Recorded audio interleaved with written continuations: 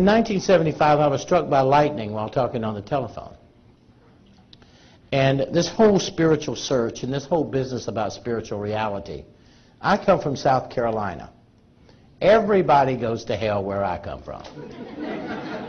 There is no question that if you were born in sin and you were in the South, those fundamentalists are going to make sure that you're afraid of Jesus and you're going to go to hell. That's why I'm moving to North Carolina. That's even worse. That is hell. So in 1975, when I got struck by lightning, what happened in my changing perspective of time was this. What I never believed in, had no idea, no focal point, no paradigm to understand it by. A near-death experience. One day I never believed in any of this stuff. The next day I was dead, and the day after that I became everything I never believed in. And my last 30 years has been an internal search to not if it's true, but how it works. Not whether there's a life after death, but what are the mechanisms and its purpose. Not whether there is eternal life, but the direction and intent of eternal life. Not whether there is a divine architect, or there are angels or beings of great power, presence, and potential, but who are they?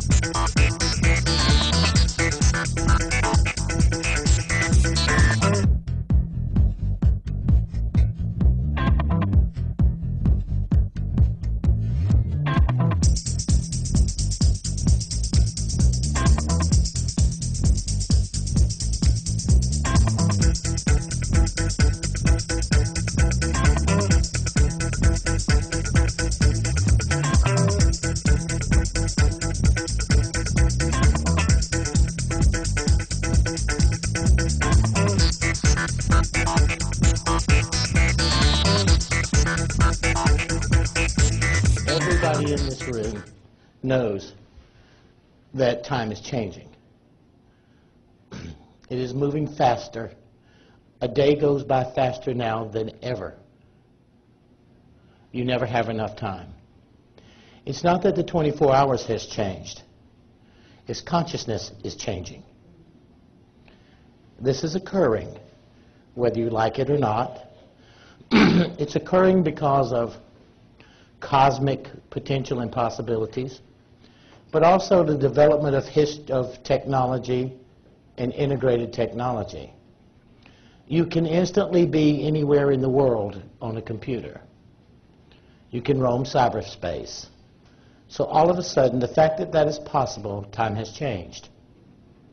Because what you can put into the time that you are perceiving is a vast, greater proponent of knowledge. Next, time is changing. We don't even live in the same universe we lived in last year. We don't live in the same universe. The world as we know it has passed away.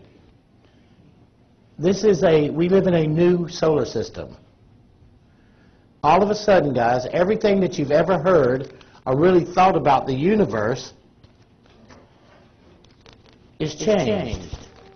The Mayans' advanced knowledge of astrology and mathematics enabled them to create a system of calendars that are more precise than our current Gregorian calendar. On December 21st, 2012, the Earth and Sun are aligned with the center of the Milky Way galaxy, an event that only occurs once every 26,000 years. On that day, we go into what's called the precession of the equinoxes, which is also an event that occurs only once every 26,000 years. To this day, the Mayan calendar can predict every lunar eclipse within 30 seconds. The Tzolk'in, Hab, and Long Count calendars are the most prevalent Mayan calendars. The Tzolk'in refers to a cycle of 260 days, which coincidentally is the estimated time of human gestation. The 260-day period also correlates with the time in between harvesting and gathering maize in particular levels of the Mayan highlands. This calendar was widely used astrologically as an almanac, tracking cycles of various astronomical bodies and their influences on terrestrial climates and seasons. However, the Mayans considered this calendar a universal periodic table of the harmonics of time-space. The holy books speak of the Mayas' original homeland Mu, or Aztlan, a city which sank beneath the waves during a great cataclysm. They also mention angry and vengeful gods who actually created the Maya and Toltec forebearers, forming them Adam-like out of the earth in order that they might serve their master gods.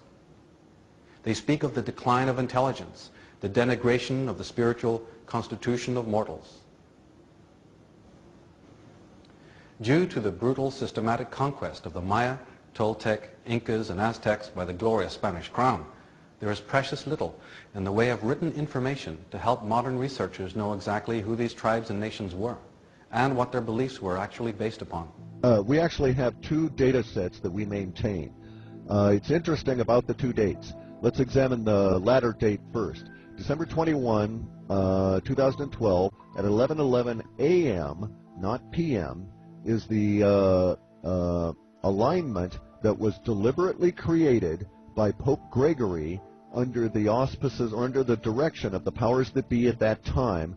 They took a German mathematician of some note who assembled a team, and then they used texts that theoretically do not exist. This is to say, many of the Mayan books that were said to have been burned, in fact, were not burned, and they were carefully crated up and taken back to the Vatican as part of the payoff for the expeditions and the slicing of the planet between the Spanish and the Portuguese by the popes of that time.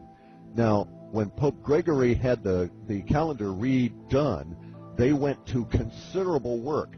That is to say, a team of 15 mathematicians, led by this particular German mathematician, spent some 5 months in the reconciliation level alone to get the Gregorian calendar to align specifically with the end of the Mayan calendar on these particular numbers. So they did it from a numerological viewpoint. They wanted the 11:11 a.m. because 11 is the number of mastery. It is one number beyond divinity. And the 11:11 combination brings you to 22, which is their number for sainthood or ascension. And then the whole December 12, 2012, if you start looking at the numerological values that are inherent within that, you see that it continually points back to the broken cross, or the what's known as the swastika. This swastika has been tainted by the use by Hitler et al., but in fact it's a very meaningful symbol that derives extremely ancient. I mean, even the Jain, who go back millions of years, found that symbol handed to them as opposed to discovering it. And here's what it really means. If you look down on a swastika and the idea of a broken cross, it's both the double cross indicating the four-sided pyramid, or five-sided counting the bottom, but it also, in this particular instance, represents a solar effect. This solar effect can be seen from the sun or from outside the earth, but we can't really see it from here. But there are these four streams of activity that go from the magnetic field of the Earth up to the sun, and because of the rotation of both the sun and the Earth, these streams are not held as continuous straight lines, but in fact bend and twist. Now, they don't really twist like a spiral in a candy or something. They just twist at this one particular point, and so from an outside view, they form the swastika. So the swastika is actually encoded in the way in which the 2012 date was worked out. It was encoded as a reference to solar activity that they understand will occur at that time. And the thinking at the time from the Gregorian calendar, Pope Gregory et al., relates entirely to these hidden level Mayan books that I believe the Vatican still possesses, which go to great detail, according to references I've read about those things that were theoretically burned. These went to some great detail as to the solar stuff that was going to occur.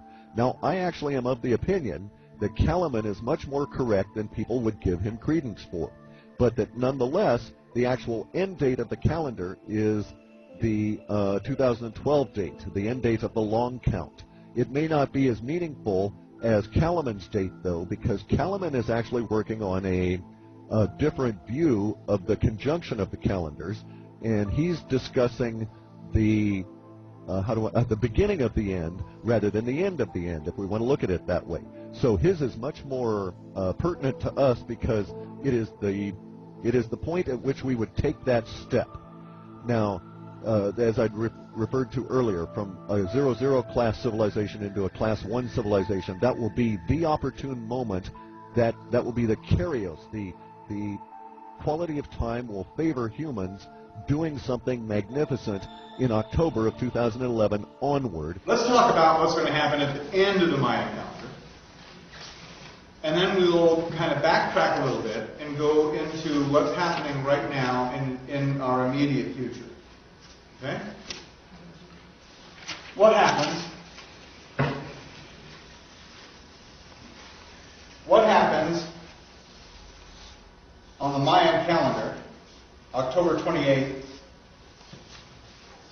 2011, is absolutely everything, all at the same time.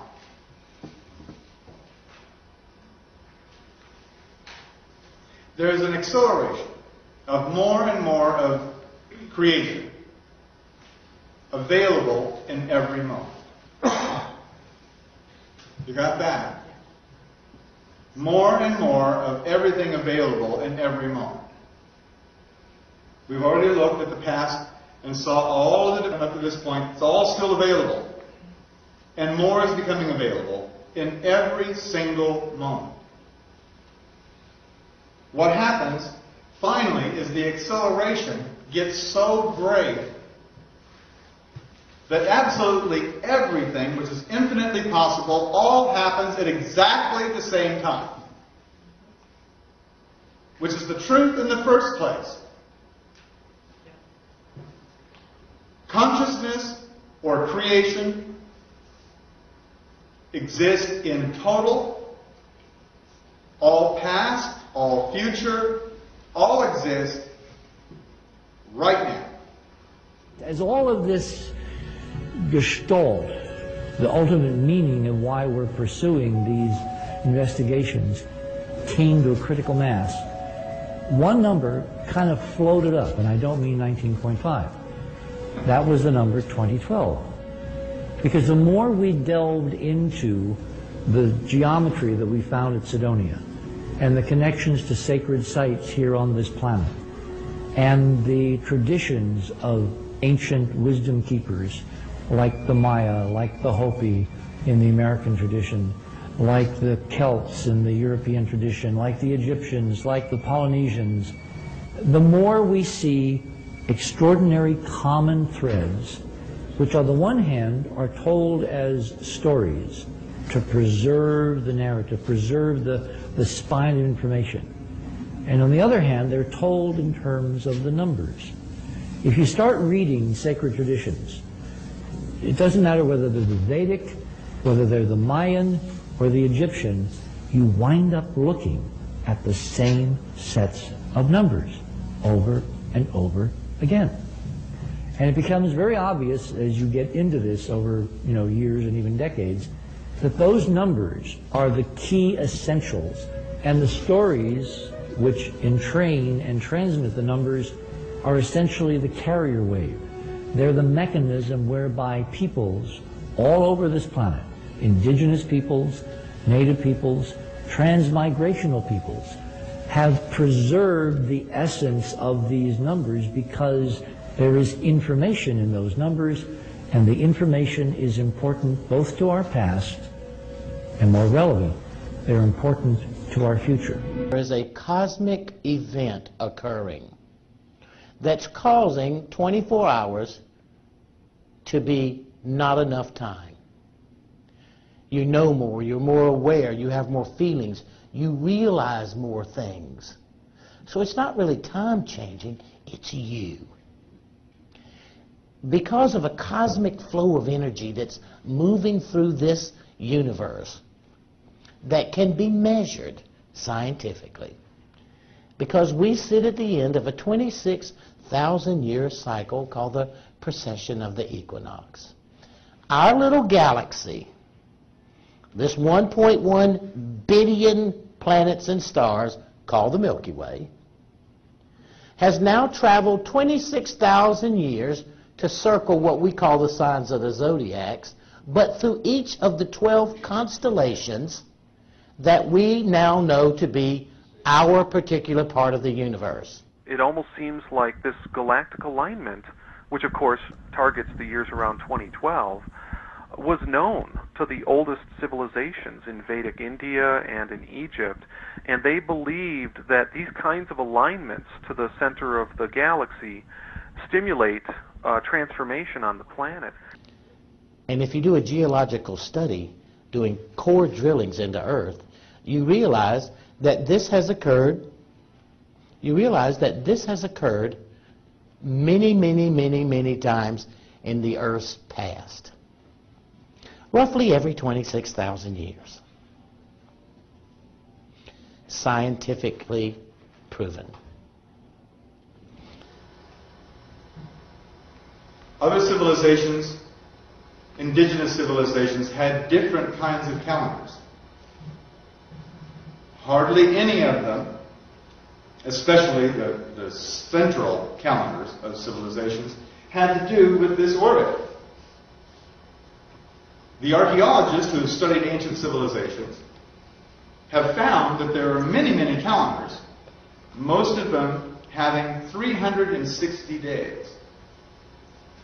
The Tibetan calendar, the Chinese calendar, the Maori calendar, the Celtic calendar, the Hebrew calendar have 360 days, not 365 1/4 days. Of course, we've been taught by our educational institutions that those poor primitive people just didn't have it. They just had an approximate solar year that they counted. And they were just too dumb to know the truth. Excuse me, but we're going to stand that on its head today. Almost universally, the ancient calendars point to this decade, to this time in history, as being unique not only in human history, as we have known it for the last 200,000 years or so, to Earth history, to geologic history as well. Almost universally, the calendars, Chinese calendars, Tibetan calendars, the Mayan calendars, the Egyptian calendars, that were developed thousands of years ago, end in these days. They end in this time, and they all point to now as being a time that is very unique in history. But the Hopis think that too. The mythology of the people in Mongolia think that too. The tribes on Boa Boa think that too. African nations that's been around thousands of years think that too. The Aborigines think that too. So now we have a changing face of time where multicultures unrelated to each other believe the same thing is happening in their mythology. But it also happens to be the end of a 26,000-year cycle, the end of the Piscean Age and the dawn of the Aquarian Age. That mythological story we've always heard in spirituality is now scientifically a reality. We haven't understood time. Time is of the mind, time is of the spirit. Space is physical. You know, we can see it, we can look at it, we can touch it, we can taste it, we can smell it, we can feel it. But time is of the mind. We haven't explored time. Time is where we're going. Time is where we are. And at the center of time is that timelessness you're talking about. We all want to experience that. We want to have that as the central program of our society. But we're not going to get there until we change the time. So we either change the time or the time changes us. The time is changing us very rapidly right now. You could be anywhere, anytime, all everywhere, all the time, by the time we get here. To try to explain what that would be like is pretty well impossible. We just don't have the words or the consciousness yet to grasp that. A lot of strange things are happening with my work, too, as a hypnotist. So I just want to say a few things before I get into this part. You probably know I do past life regression, past life therapy. I've been doing it for 40 years, 30 years consistently, and 20 years as a UFO investigator. I work in the deepest possible level of trance, the somnambulistic level. A lot of my hypnotists say they won't work there. They're afraid to work there. They said strange things happen there. See, we are getting ready. We're in the middle of it now. It's happening now. We are moving into a new dimension. The entire world is shifting into a new dimension, a new frequency. I think I've talked before to either here or in other groups about their dimensions all around us. We just can't see them. They're all vibrating at different frequencies. But the most important thing of all, especially right now, is to get rid of all this old karma. We're going to go into something that's very important. We're going into a new world, a new earth. You can't drag this karma with you. The new earth is going to be beautiful and perfect and positive. There's no room for negative karma. You've got to get rid of it. And that's when I'm working with my clients, we discuss these things. What is the quickest but not the easiest way to get rid of karma? Do you know?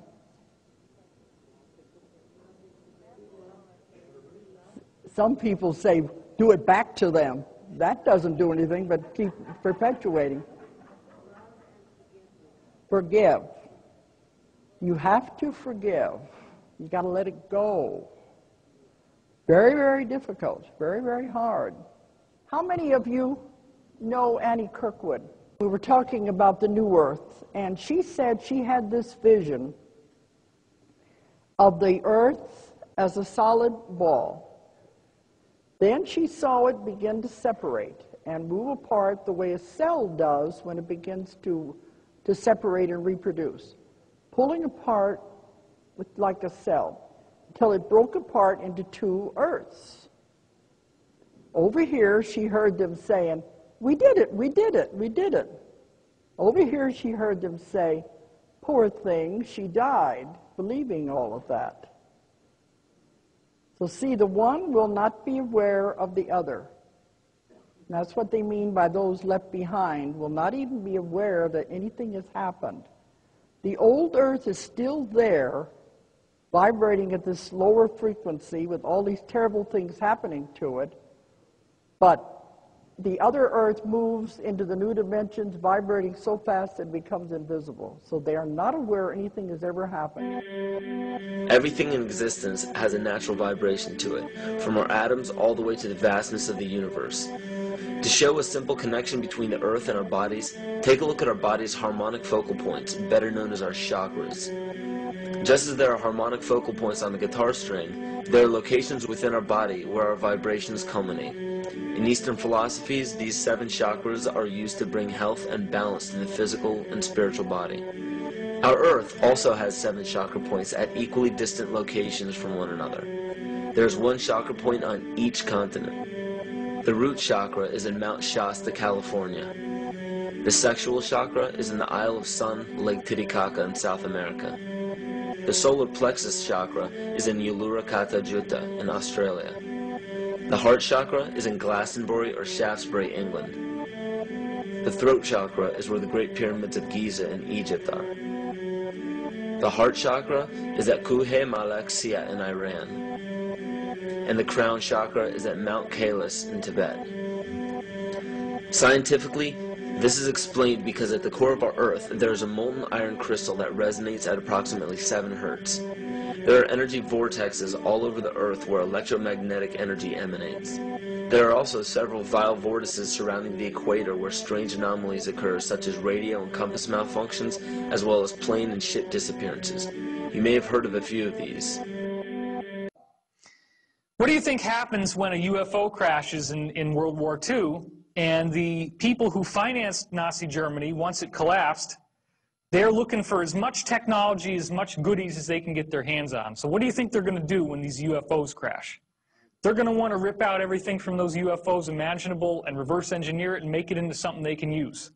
So what's the first thing that they go for? They take out the chair.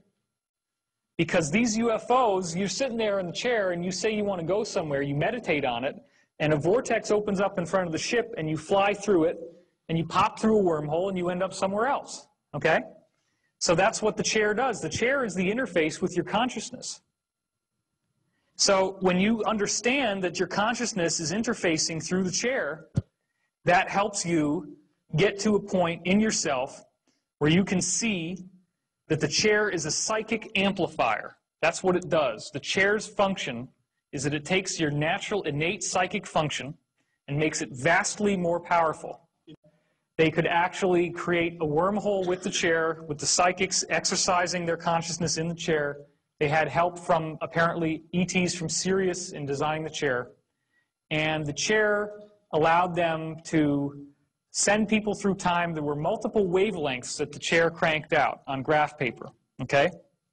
Some of those wavelengths were corresponding to a natural 20-year harmonic in the Earth's vibration. And that 20-year harmonic, as it turns out, if people were moving through time, which is one of the things they found they could do, is send people through time, this wave would tell you exactly where you were in time, depending on where up and down it was. So what they found that was so bizarre was that at December 21st, 2012, they could calculate it down to the day, that's how precise this was, that for some reason all the graphs, all the waves would go into a complete flat line. They no longer moved up and down like before. They went flat for like 7 or 8 seconds. So then they're asking the guys that went through these stargates and were traveling into the future, what happened to you? Every single time that somebody tried to hit 2012, they said the same thing. There was this thing they called the bump. It actually hits you like a bump. You actually feel like you've slammed into something. And as soon as it slams into you, you have the most incredible religious experience you can imagine. Cosmic consciousness. Your consciousness just blasts into this wonderful place where you have awareness of no space, no time.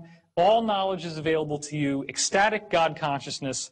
You could be the galaxy. You could be a subatomic particle. You can go everywhere and do everything, and there's no sense of it ever ending. So when it finally stops, you just can't even believe that you're back to who you were before. Like what happened to Jodie Foster? Exactly what happens to Jodie Foster in Contact. So, Is that the moment of no time then? That's the zero time, yeah.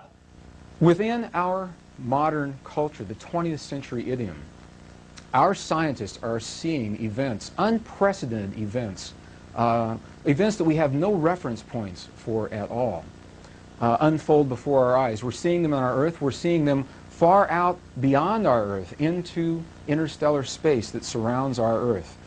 In the center of our Milky Way, the great central sun, as the ancients called it, there is a mysterious radiant source of information. Well, in 1991, scientists began to notice a new frequency, a new wavelength, a new band of light radiating, triggering from the center of this Milky Way, bathing the stars and the suns and the planets in a new light that had never been experienced before. What does this light mean? Why did it happen, and why is it happening now? So when these planetary changes are happening, that's like the temperature's going up, and you're actually seeing it as a physical temperature increase, not just on the Earth, but through the whole solar system, okay? However, when we meditate, we're basically taking that raw energy that's turning into heat, which makes people angry. They get heated up, they get hot under the collar, they get red, they see red. All these colors and all these temperatures associated with what's actually an energetic frequency, right? When you meditate, when you chill out, when you play it cool, all these other metaphors of cooling it down, chill out, you're actually processing other people's energy. You're processing other people's karma. You do your own work, and you take some of the burden off of everyone else. So we're actually healing the Earth, we're healing each other, and it has a direct radiant effect on the universe around us. And that is the most powerful thing. If people learned that they could sit at home and pay nothing and simply do their process and get in touch with their creative spark and become the creator by creating and enjoy yourself and get your passion, follow your bliss, right, you are healing the world. And of course you should also couple that with physical activism, going out and doing something, even if it's just donating money of some kind. But get out there, make a difference, and it has a frequency consciousness effect that is very tangible and very real. And I know you believe that, and I know you believe that. Well, there's an interesting phenomenon that's happening now in that our sun is cooling. It's actually cooling down, another part of the phenomenon that the Ulysses craft is investigating. And while the sun is cooling, the planets, and especially the planets in the outer reaches of our solar system, are heating up. There is a heat that is coming from an internal source that is not well understood in the past. In these planets, the mystery is, where's that heat coming from? Why are these planets heating up now? If it's not coming from the radiant heat of the sun, what is generating the heat within these planets? There have been seasonal climate changes in the past, that is true, but the amount of climate change that we're seeing now and the speed with which it's changing is unlike any other documented part of history. And one of the areas of research that I'm particularly proud of is when I worked with Richard C. Hoagland and combined together well over 100 different references from mainstream scientific sources like NASA, showing that in fact our entire solar system is experiencing climate change. It's not just the Earth. The Sun, for example, is having a greater sudden surge in its level of activity than we've seen basically in 11,000 years. And you can basically tick off every planet except Mercury. We haven't found a whole lot for Mercury. But every other planet besides Mercury, and in many cases several of the moons on those planets, if they have them, are showing really remarkable climate change. One additional phenomenon that I'd like to speak about as we're moving into this information is something called the photon belt. There's a lot of information, a lot of books out now. People are talking about the photon belt, what it means to us, what it means to our lives as we're witnessing this this phenomenon for which we have no reference point. We've never seen this happen before. Essentially what the photon belt is, in 1961, an astronomer named Robert Stanley began to detect particles of light, increased numbers of these particles in the atmosphere of the Earth. They were called photons. And they've been measured since 1961, and they have continued to increase in density. So what's happening is we are moving into a band, if you will, of greater and greater density, greater and greater particles of light. Well, researchers now know that this band is a band that our solar system runs into, or actually passes through, once about every 26 to 27,000 years, somewhere right around in there, depending on which calendars we're looking at. And that it takes our solar system about 2,000 years for us to pass from one edge to the other of this band.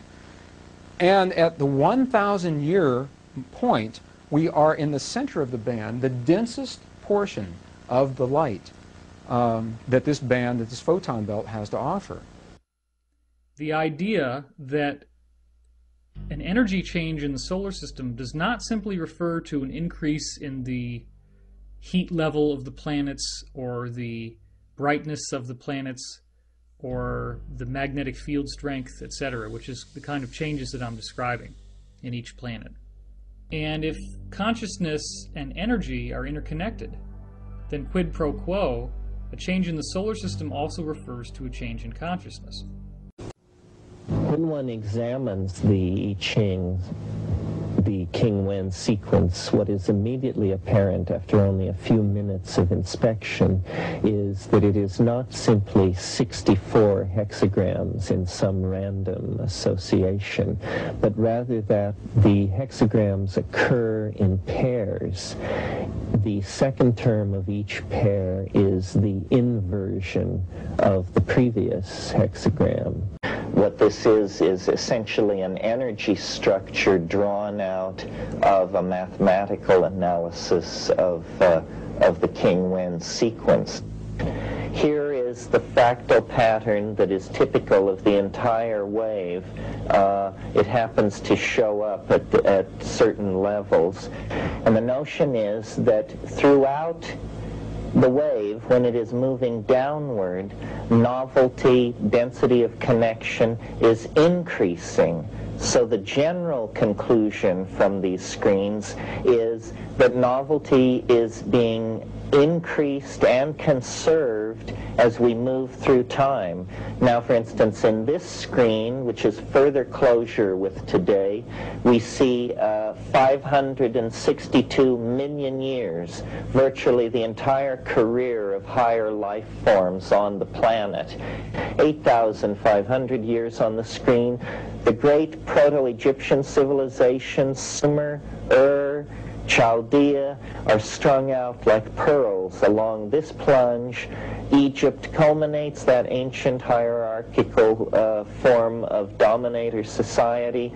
Mycenaean pirates plunder Minoan Crete at this point. Here we have the Periclean age in Athens. Here we have the Augustinian age in Rome. Down here we have the Roman collapse, and then the oscillating around a mean in a high novelty domain that has characterized time since the fall of the Roman Empire. We are in the last 7 years of a 26,000-year cycle. And there's nothing you can do about it. You can't hide. You can't get your mama to tell you it's not happening. You can't get scientists to say it doesn't happen unless you can get somebody to move the sky.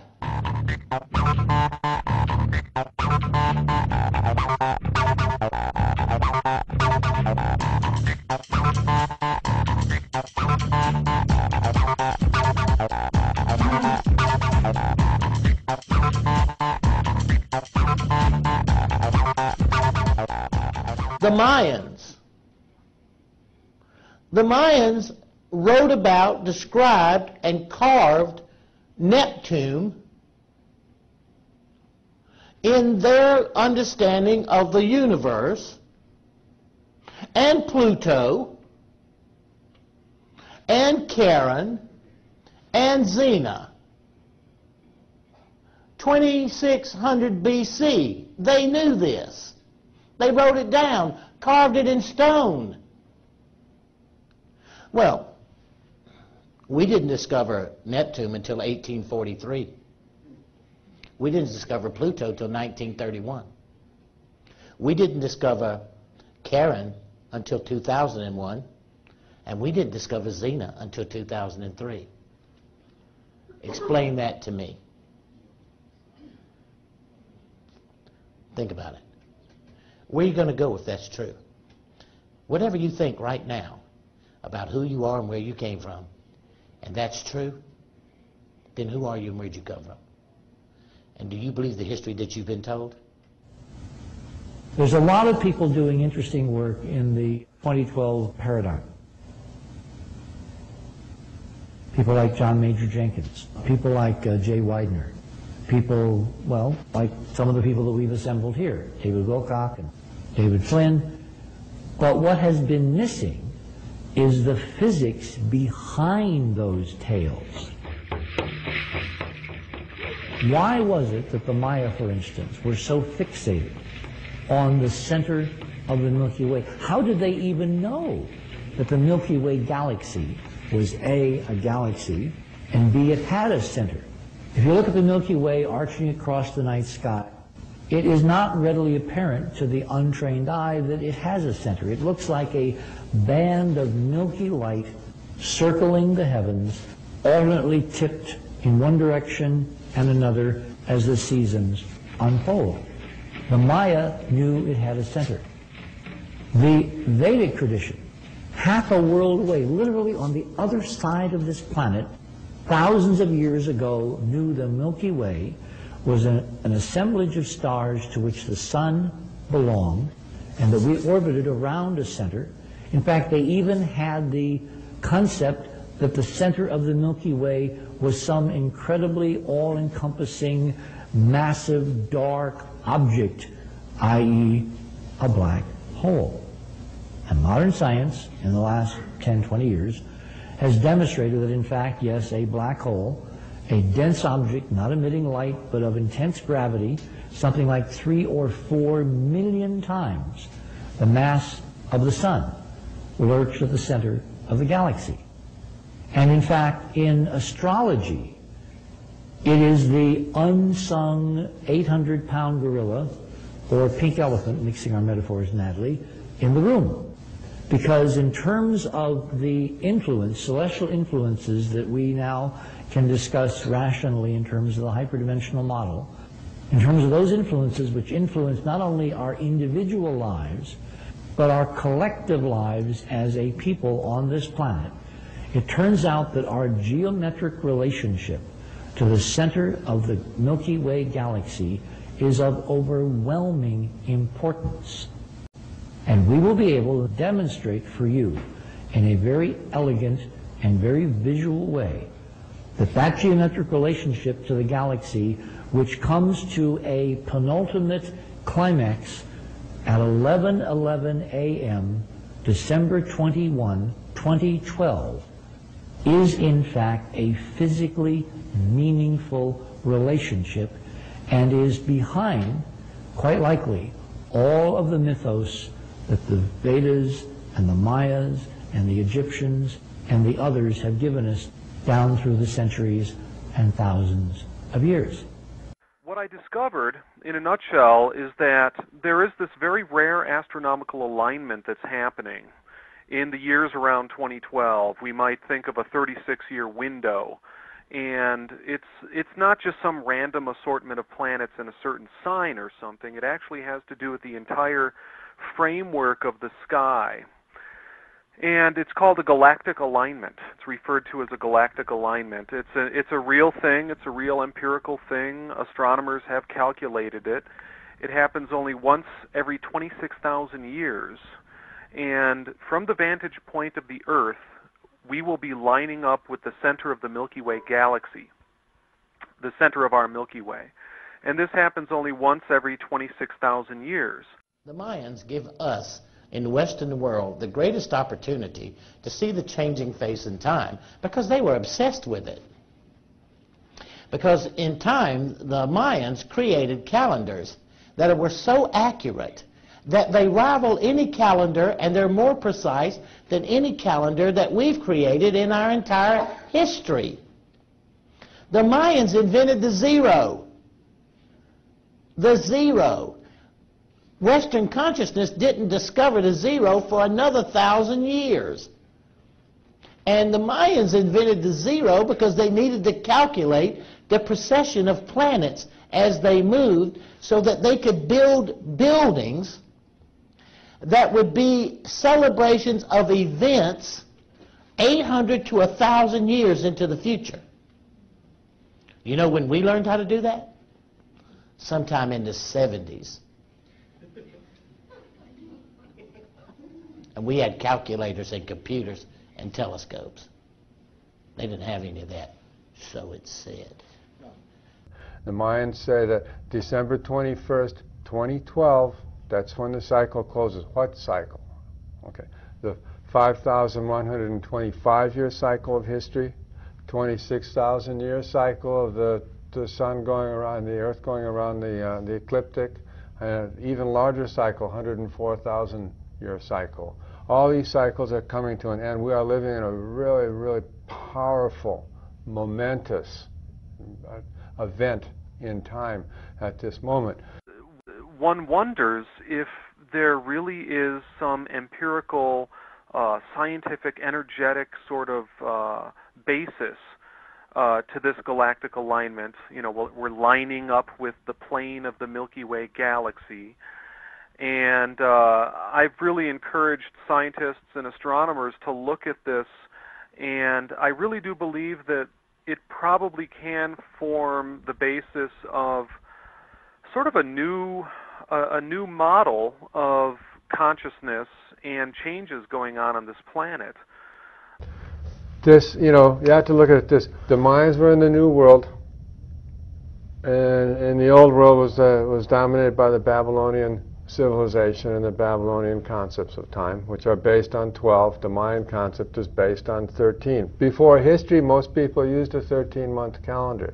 The Mayan prophecy that I decoded, the prophecy of Pakal Votan, who was buried in the tomb at Palenque, says that the means of changing the time is to go from the Gregorian 12-month calendar to go to the perfect harmonic perpetual 13-month 28-day calendar. The Mayans used that calendar among other calendars. The Aztecs used that calendar.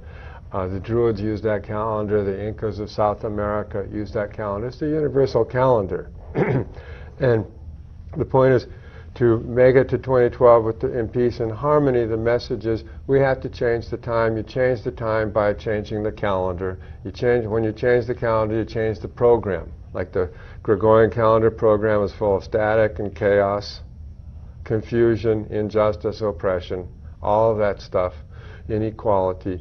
And if we change that, we go to a calendar that is perfectly harmonic, perfectly perpetual. Every month is 28 days. Every month has 4 perfect weeks. Every month starts on Sunday and ends on Saturday. Every year starts on Sunday and ends on Saturday. Then we reintroduce harmony as the fundamental program of our life. And in my books, Maya Cosmogenesis 2012 and Galactic Alignment, I did make a really good case for there being an encoded symbolism that sort of proves that the Maya did intend 2012 to target this galactic alignment. The Maya, who thrived some 2,000 years ago at this site of Izapa and stumbled across this galactic cosmology, this galactic cosmovision, are the ones to present us with this model by which we can understand the incredible changes and crises that are going on in the world today. Right now, the human species is the only species that's out of joint. We're totally out of order. We're out of order because we're following a mechanistic time combined with, which is the clock, combined with the irregular time of the calendar, which creates a very crazy-making, accelerating process. Everyone is experiencing acceleration of time. Everyone is experiencing acceleration of consciousness. It threatens to be a rally cry for indigenous cultures around the world to reassert their self-determination. I mean, if we were to say anything about 2012 in terms of something that might happen in that year or towards the end of that year, because the end date falls on December 21st of 2012, the solstice, we might suspect that the Maya and other indigenous cultures that have been suffering under the iron heel of Western capitalism for hundreds of years might rear up and try to take back some of their self-determination.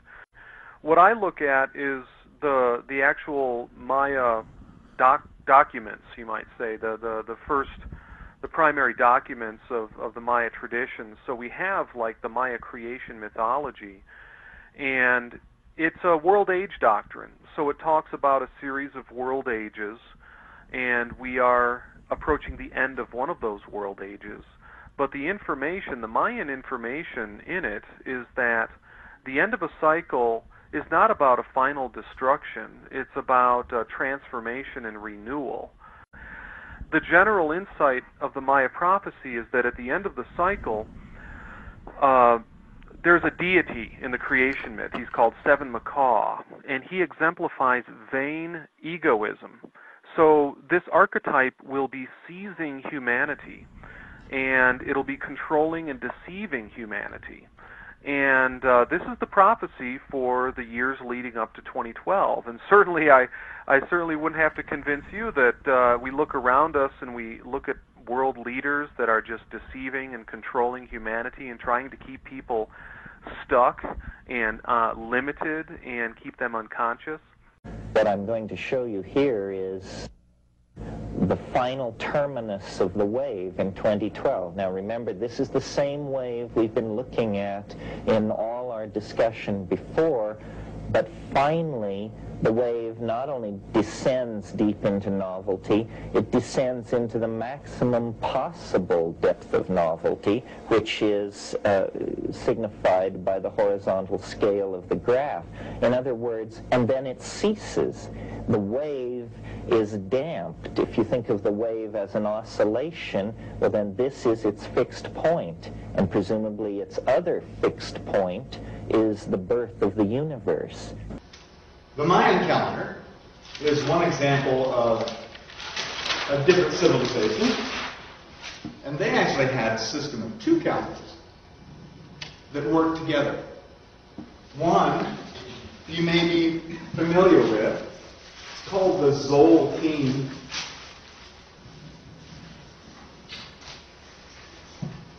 This means the count of days. Zol is count and kin is day. Zolkin is count of days. And it is a 260-day calendar.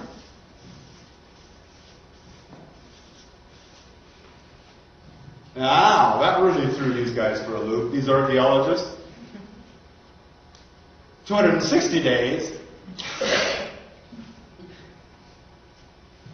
Well, this calendar was the personal calendar of the Maya.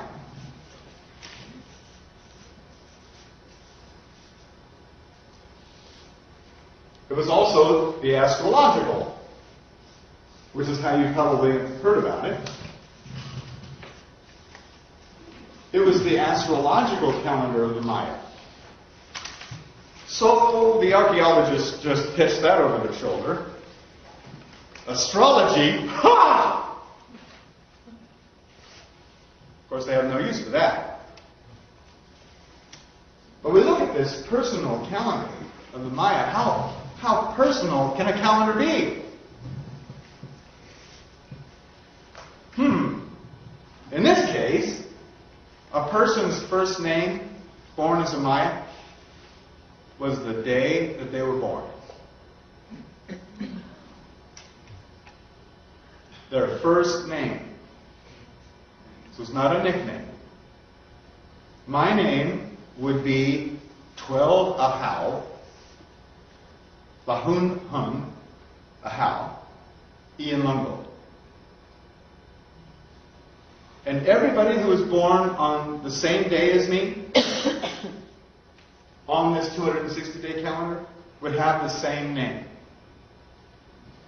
We'd all be, if there was 100 people born that day, there would all be 12 Ahau. That's not so bad. And there's a lot of Bobs and Sallys running around. It's going to work. The reason was because this 260-day calendar is made up of different energies. It's made up of 13 intentions that run 1 through 13, And then it starts over. It goes 1 through 13 again. And it goes over again. And there's 20 aspects of creation that run over and over again in a pattern. 12 times 13, 13 times 20 equals 260. So there is a complete set of the 13 intentions repeated 20 times. This Tzolk'in calendar worked along next to another calendar that we're going to be talking mostly about today. You'll see this calendar woven in, but this is pretty much what we're going to be talking about. The Tun calendar, T-U-N, Tun.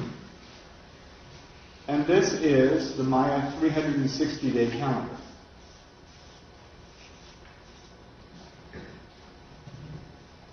Now, the Tun calendar was known as the divine or prophetic.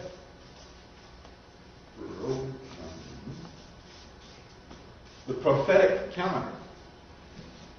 Maybe you've heard something about the Mayan prophecies and how phenomenally accurate they were over thousands and thousands of years, including today. How profoundly accurate these things were. Those prophecies were all based on the Tun calendar with the intentions and aspects of the Tzolk'in calendar. This is the 260-day calendar, the Tzolk'in. This is the Tun calendar, the prophetic calendar. Now, each day on the Tzolk'in, there's 260 days, like teeth of a gear. And then there's 360 teeth on this gear.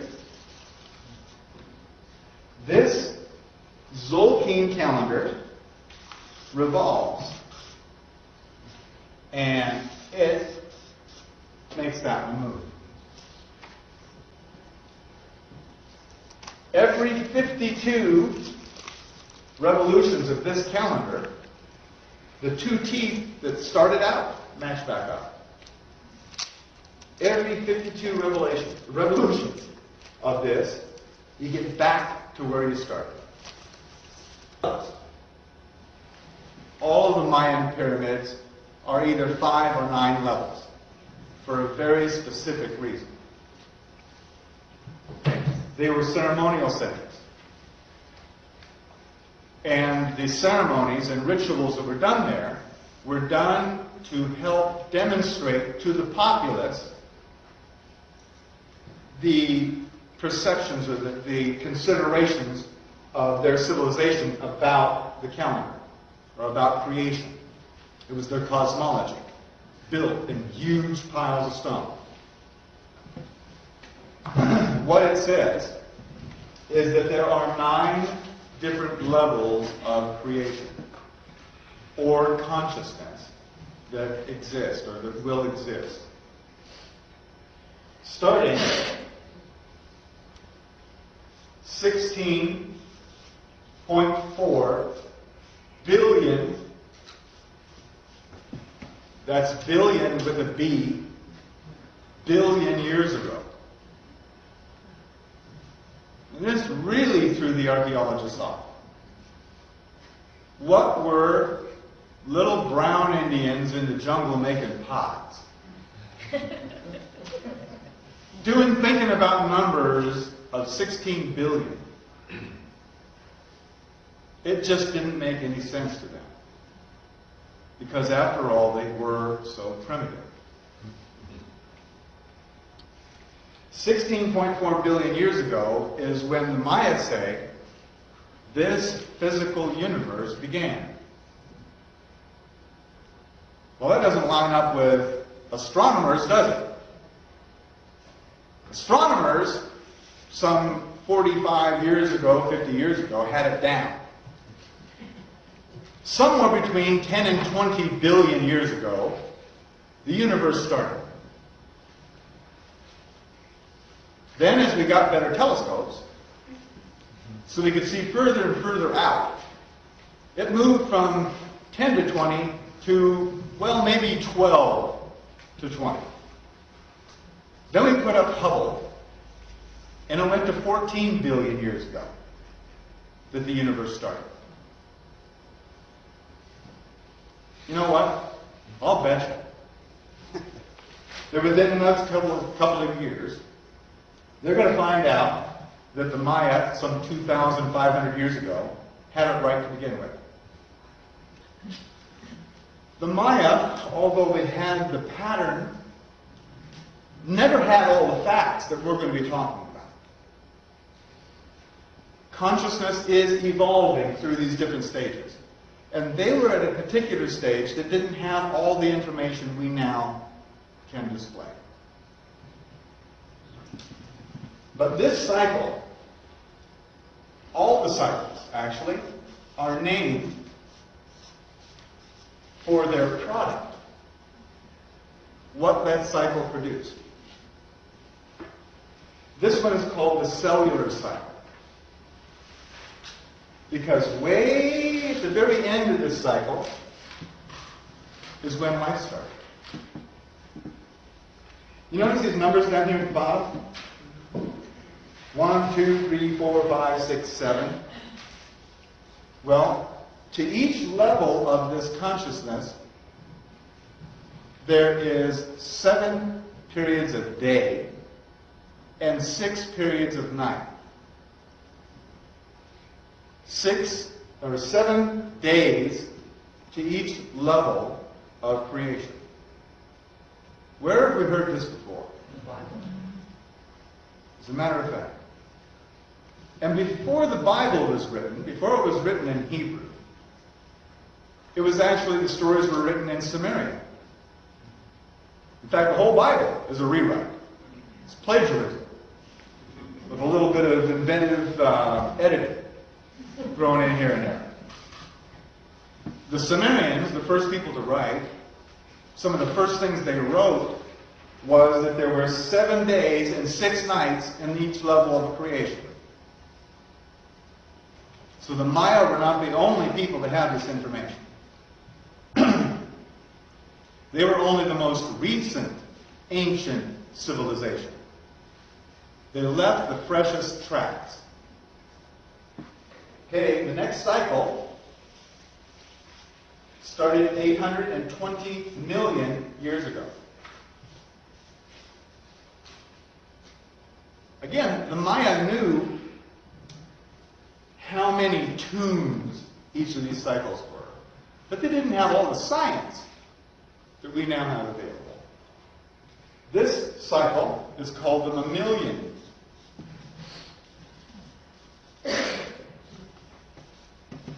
The mammalian cycle, because its product was mammals.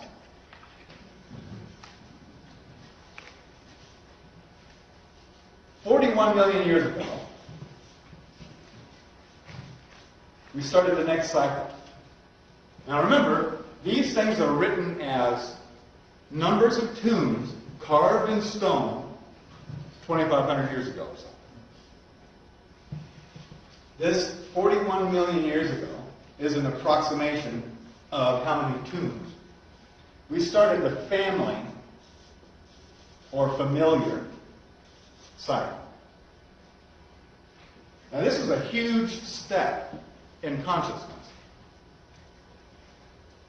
40 million years ago was when monkeys showed up. And they developed a different kind of consciousness than had ever existed before. The consciousness of family.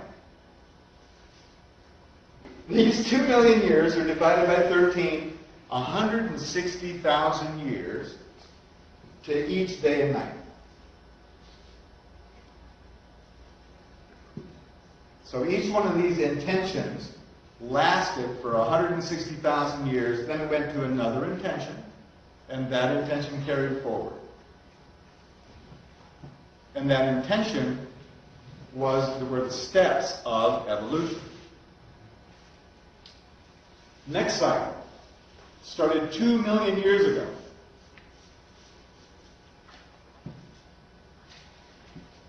This was the beginning of what's called the tribal cycle.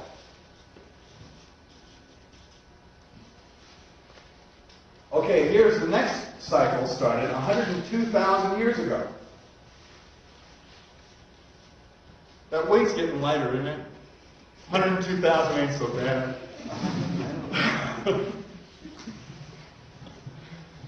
This is called the cultural cycle.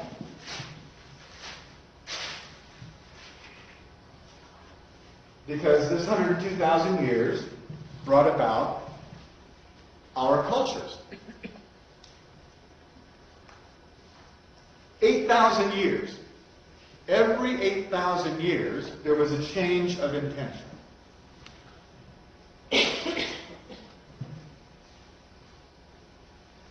Here, in 3115 BC, that's about 5,116 years ago, we started a new cycle called the national consciousness. As an interesting coincidence, that line right there is the birth of Egypt, where King Minos, married the upper and lower Nile cultures into the first nation. First idea of nation.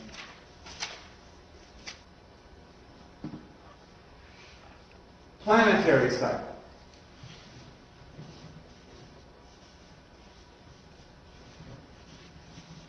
(1755) is when it started. AD. The planetary cycle. And its time scale, all of these different individual intentions, changed every 19.7 years.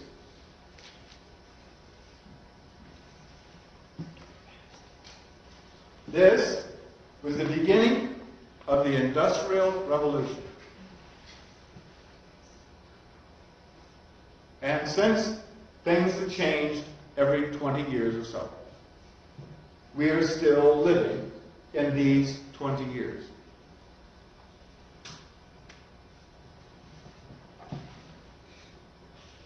The galactic consciousness started January 5th, 1999.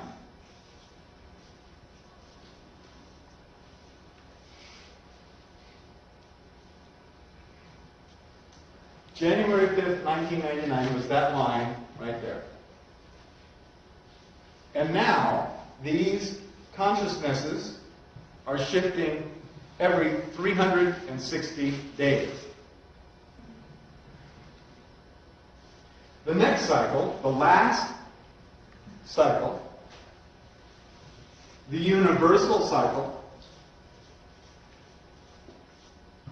will start February 10th, 2011. This whole cycle will be 260 days long. The whole cycle. The universal cycle starts February 10th, 2011, and it runs for a total of 260 days, right up to October 28, 2011.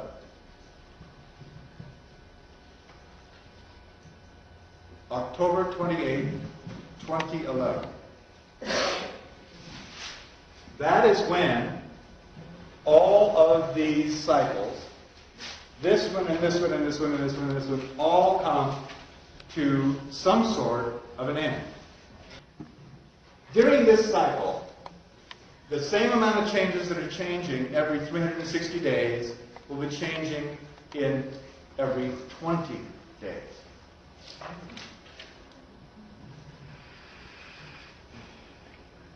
And you got the overall idea here.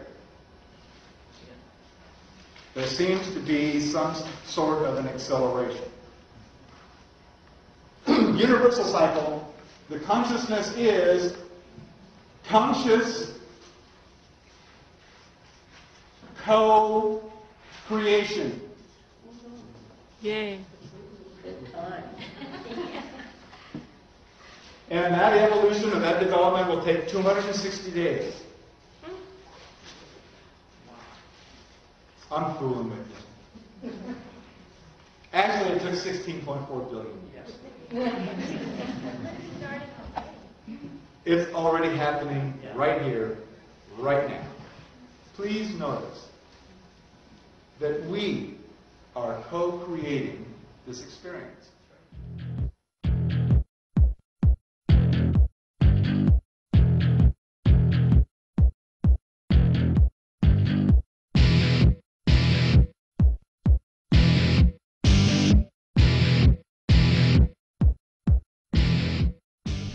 I also got very interested in crop circles. I did a piece for Wired. And if psychedelics... Have you been to England and seen it? Have you been in the energy of them? I have been in the energy of them. And what did you experience? Quite interesting. Tell us. Well, you know, really, within like 2 or 3 minutes, you feel like, I mean, a lot of people just sink to the ground and start sort of spontaneously meditating or crying. I mean, you know, there's definitely a strong energy field that's created in these things. And, you know, it's a very complicated area because there are a lot of mischievous, hoaxing English people who are making them, and some people think they're all fake, and I think that they're probably not all fake, but I'm going to need to spend some time there to put the whole story together. You know? And what do you think about, like, what people talk about in terms of ETs? Did you get any experience of that in any of your journeys or any of the shamanistic experiences? One reason I got so interested in the crop circles is a lot of them are pointing to the same 2012 date in various ways, and there are also a lot of kind of shamanic, sacred geometrical patterns kind of recur in the crop circles. And, you know, my sense is they're pointing to this 2012 thing being a real event, and then perhaps, you know, Star Trek or Star Wars are not that far from the truth. I mean, perhaps, look how fast we've moved with our technology and how fast we've developed. There may be galactic races that are out there that are watching what's happening and are waiting till we get past a certain kind of evolutionary crisis to introduce themselves. Or something. Exactly. I take that relatively seriously at this point. Crop circles first appeared in numbers, in large numbers, mid-1970s, 75, 76, right around in there. And for those of you that may not be familiar with the crop circles, I'll review them just briefly. They were simply circles, patterns, in cereal grain crops in nearly every crop-producing country in the world, where the stalks of grain in an authentic crop circle, where they are gently bent at a 51-degree angle. They are still alive, they still produce their fruit, they may still be harvested if they're done early enough in their season. Researchers have discovered that samples of grains taken from within the crop circles are very different from the control samples that are taken outside of the circle. For example, the crystalline structure is different within the circle than it is from outside the circle. Seeds that are grown from within samples taken from within this crop circle germinate very quickly. They bud very quickly, and they produce more berries per unit than those taken from outside of the circle. There certainly are crop circles and glyphs that are hoaxed, and they do not produce the same phenomenon. They are not gently bent at a 51-degree angle. The stalks are actually broken on those. So in the mid-1970s, we began to see an increasing number of, at first they were circles, and the researchers were quick to say they're either hoaxed or they're natural phenomenon. They're just wind whipping these crops into vortices. Well, we began to see things like this. And I put this slide in here so that you could see the detail, the interwoven nature of the stalks. It's pretty difficult to hoax something like this, and especially over glyphs that are 200 and 300 yards in diameter. An interesting side note, in 1994, for the first time, we've never found any animals that were caught up within any of these crop circles probably because most animals, when they hear or sense whatever it is that's creating these circles, the animals run. Well, there is one particular animal that does just the opposite of that, and that is a porcupine. Porcupines, when they sense danger, they simply curl up into a ball and stay put until the danger has passed. Well, in 1994, for the first time in Canada, there were 2 porcupines whose quills were actually woven into the structure of the crop circle as it was unfolding. They were no longer living. They were very flat at that point, and their quills were very easily woven into the structure of this crop circle. To the best of my knowledge, it's the first time that that's happened.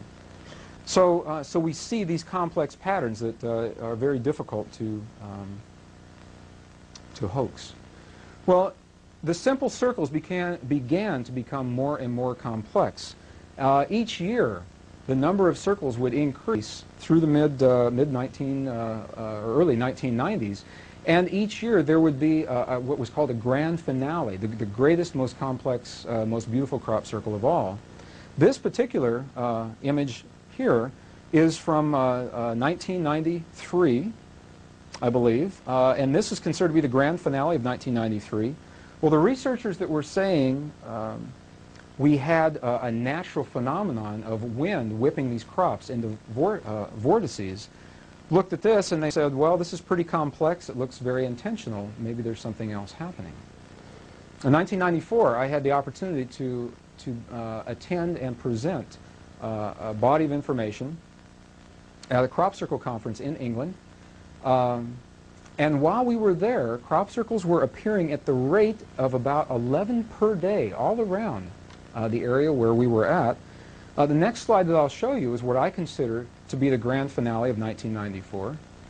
A beautiful image of a very powerful pattern in the science of sacred geometry. If you're familiar with sacred geometry, you know that this is called the seed of life, and that it is an integral component of a greater pattern called the flower of life. If you are not familiar with sacred geometry, you simply know by looking at this, you sense, you feel that there's something important happening here. This is a very powerful resonant symbol that we have. Well, 1995 crop season has just completed. We just got the slides back. I haven't really shown them to many people. And the next image that I have is, for me, one of the most interesting in 1995. And what you're seeing here, many researchers believe that we're seeing a model of our solar system. Here's the sun in the center. And just beyond the sun, you see Mercury in the orbit of Mercury, Venus in the orbit of Venus, the orbit of Earth, and there's no Earth in this orbit. And then Mars in the orbit of Mars, and the asteroid belt in its orbit, and we're not seeing anything beyond that. To many researchers, they believe that this is saying something very similar to what many of the crop circle messages have said, and that's simply that there is a change unfolding upon the earth, within the lives of the people upon the earth. I do not necessarily believe that this means Earth is disappearing. I believe that Earth, as we have always known Earth, is going through a tremendous transition and will probably never look the same following the transition as it did before that. And not intending to suggest here in this slide that there will be no Earth at all. Simply not the same Earth as we've seen before. This crop formation appeared in 1995, and it was called the Missing Earth Formation because it seems to represent an asteroid belt and the orbits of Mars, Earth, Venus, Mercury and the Sun. In the fields at Etchelhampton, Wiltshire, 1997, we had a 780 unit grid, and at the time that was 30 by 26. Michael Glickman, the crop circle researcher and a legendary geometer, he said he thought this was about 2012 because that's the exact number of weeks, 780 weeks between the time it appeared and the same time in the year 2012. I think this is the most amazing crop formation that we've had associated with the Maya calendar because April 2004 it actually ghosted was the second one to be reported this year, but last year, July 2003, Huish in Wiltshire, this 13-pointed star appeared, and it's a dead copy of a diagram from Jose Arguelles' Mayan factor, which I've just shaded in for emphasis here. And that diagram was to describe the 13 Baxton cycle itself. So here it is in the fields 2 years running. This is a crop formation in which we had the Ouroboros, which represents cycles of time. You've got the pale horse of death, Adam's grave, and the caduceus pointing to it, but that doesn't necessarily mean death as in bad news, because it could be the death of the species, the end of the species, and the start of a new species, the end of Homo sapiens, and the start of a new species of Homo superior, Homo perfectus, whatever. We're going into the 2012 subject. Of course, crop circles have been on everybody's mind. This was the formation that came down a couple years ago, which started out in an unfinished way. You notice that all of these blocks are completely solid, and this area is solid as well. Well, the circle makers, whoever they are, came back. And when they came back, this is what we got. Now you have time markings and symbols from the Mayan calendar, okay? And the alignment of these winged discs in terms of what markers they're pointing to, which corresponds to the Mayan system and the Aztec system, gave you an exact time reference of the length of time between when this was created and 2012, the end of the Mayan calendar. So this is a self-referential 2012 diagram given to us by whoever is behind the circle phenomenon.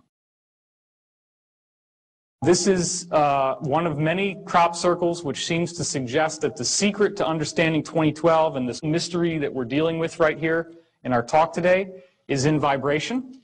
That looks an awful lot like a vibrating puddle of liquid. This is what happens when you take vibration to the next step. You get sacred geometry, and I'm going to show you more about that in a second. If you can imagine, this is a sphere and a cube and then another sphere. This is the Froxfield chromosome formation. Obviously, the circle makers are saying, you know, 2012, pay attention to your DNA, right? Except here's the thing. The chromosome's all broken up. And that's what happens before there's about to be a cell metamorphosis. Now, this is even more interesting. Check this out. What does that look like to you? A double helix. Okay, and there's 12 stations. Then down here, you get an even weirder thing. You get a triple helix, but they still have that same formation, and then boom, what's this? And look at the timelines. This is less than a month apart in 1999, and this came out in 96. So it appears that there is a message being given about the basic nature of DNA changing somehow. This is another crop formation which shows you DNA very, very clearly. As you can see that it's twisting, and you can see the ladder and the helixes. So there's something very interesting going on here. Now, this is one of the most staggering formations that's ever come down. And as I said yesterday, the idea that two drunken Englishmen stomped it down with a funny hat and a string and board after coming back from the bar one night, it just doesn't fly. This is much too complex to be something that could have been done without an elaborate. And you know, the thing is, I mean, there have been some cases where formations like this have been documented as showing up within a 1 hour period. Like somebody's out there at night, they see nothing, and then there's lights and the dogs start barking and everything goes nuts, and then all of a sudden, boom, there it is.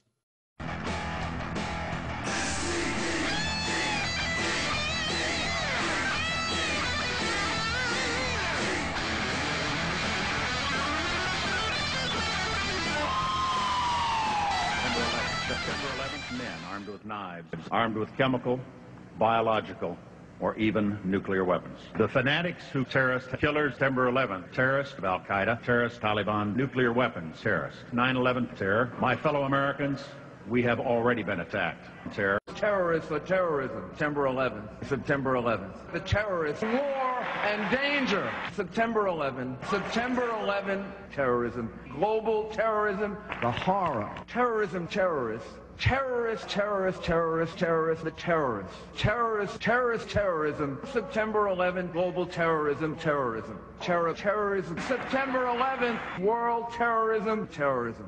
Terrorism, terrorism, terrorism, terrorists. September 11th. Threat of global terrorism, terrorism, terrorist, global terrorism, terrorism, terrorism. September 11, 2001, global terrorism. Terrorists, global terrorism, terrorism, terrorists, September 11th, terror. Terrorism, the attack on our homeland, back from the attack on our economy, and back from the attack on our way of life. Terrorism, terrorists, hate. We must be fierce and relentless and terminate terrorism. Terrorists, you defeat them. It yearns to destroy not just the individual, but the entire international order. That's why America is safer with George W. Bush as president. September 11th, terrorism. September 11th, terrorism, terrorists. September 11th. Terror, terrorist. Terrorist. Terror. September 11th. Threat. Tyranny. Terrorist tyranny. Tyranny. People hate us. Terror. Terrorism. September the 11th. Terror, terrorist, terror, terrorist, terror. Weapons of mass destruction. September the 11th. September the 11th. Terrorists, terrorists. The evil terrorists. Terrorists. The terrorists know. The terrorists know. The biggest terrorists are in government.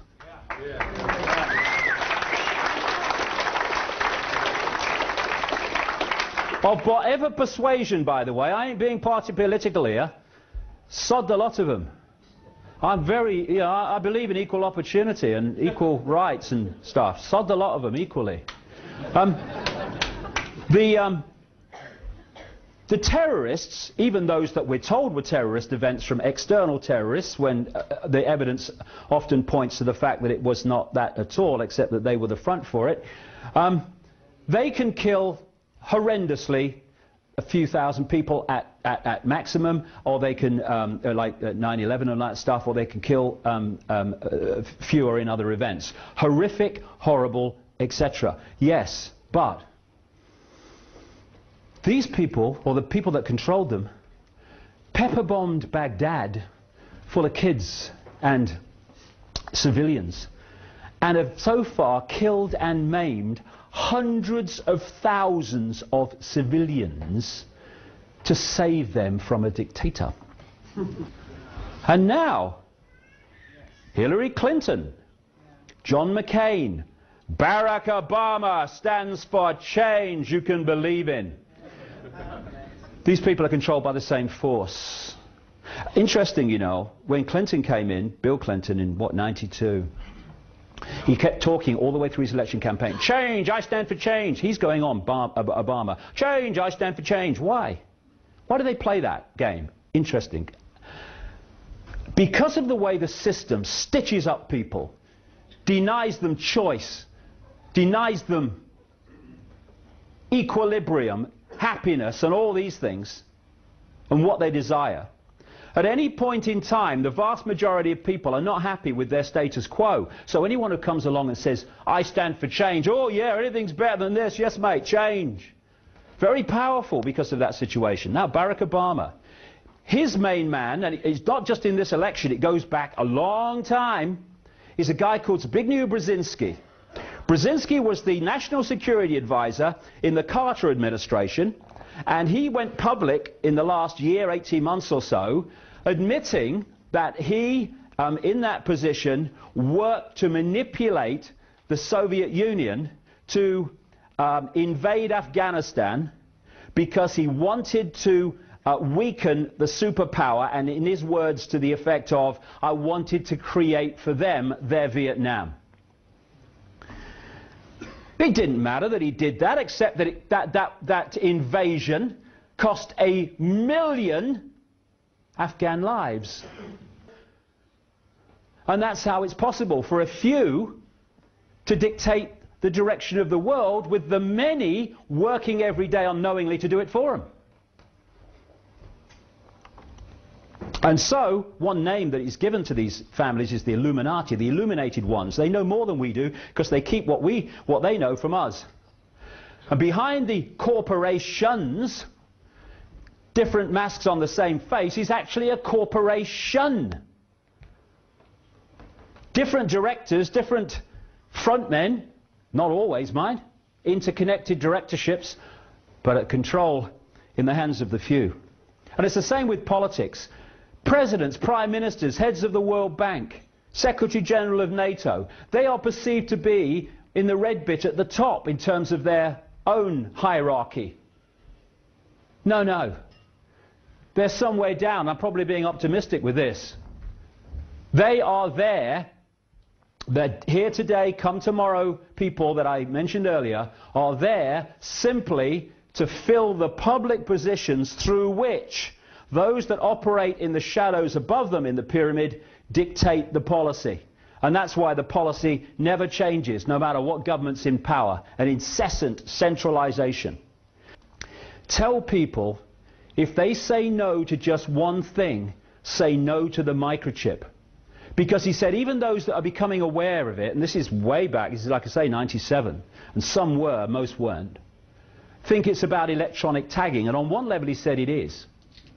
He said, but the real reason for microchipping is because once you've got a microchip inside you, you can be electronically connected to a computer system that can manipulate you physically, take you out from a distance, that can manipulate you emotionally, because the body's an electrochemical entity. You get hold of the body, access the body chemically or electrically, you can do mayhem.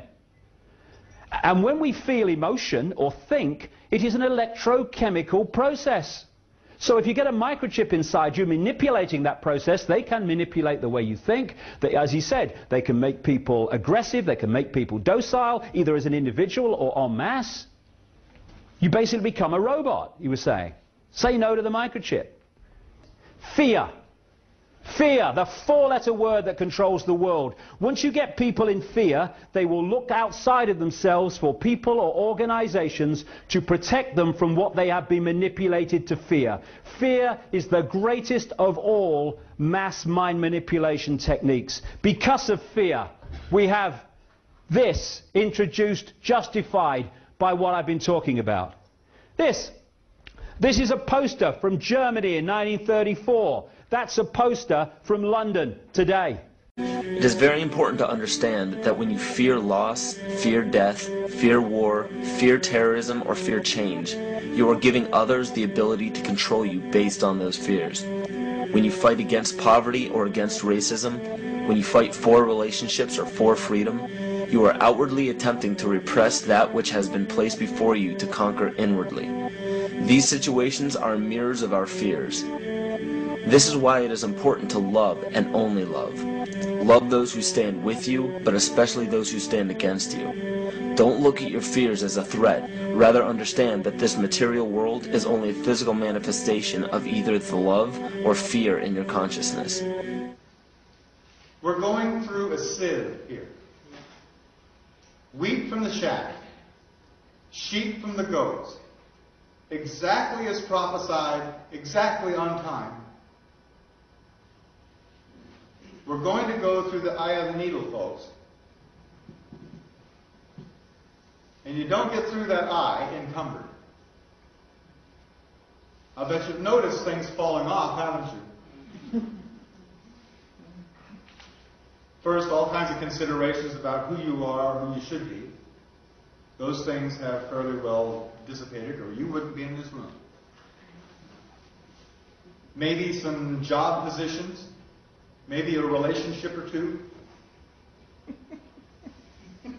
have just sort of peeled off.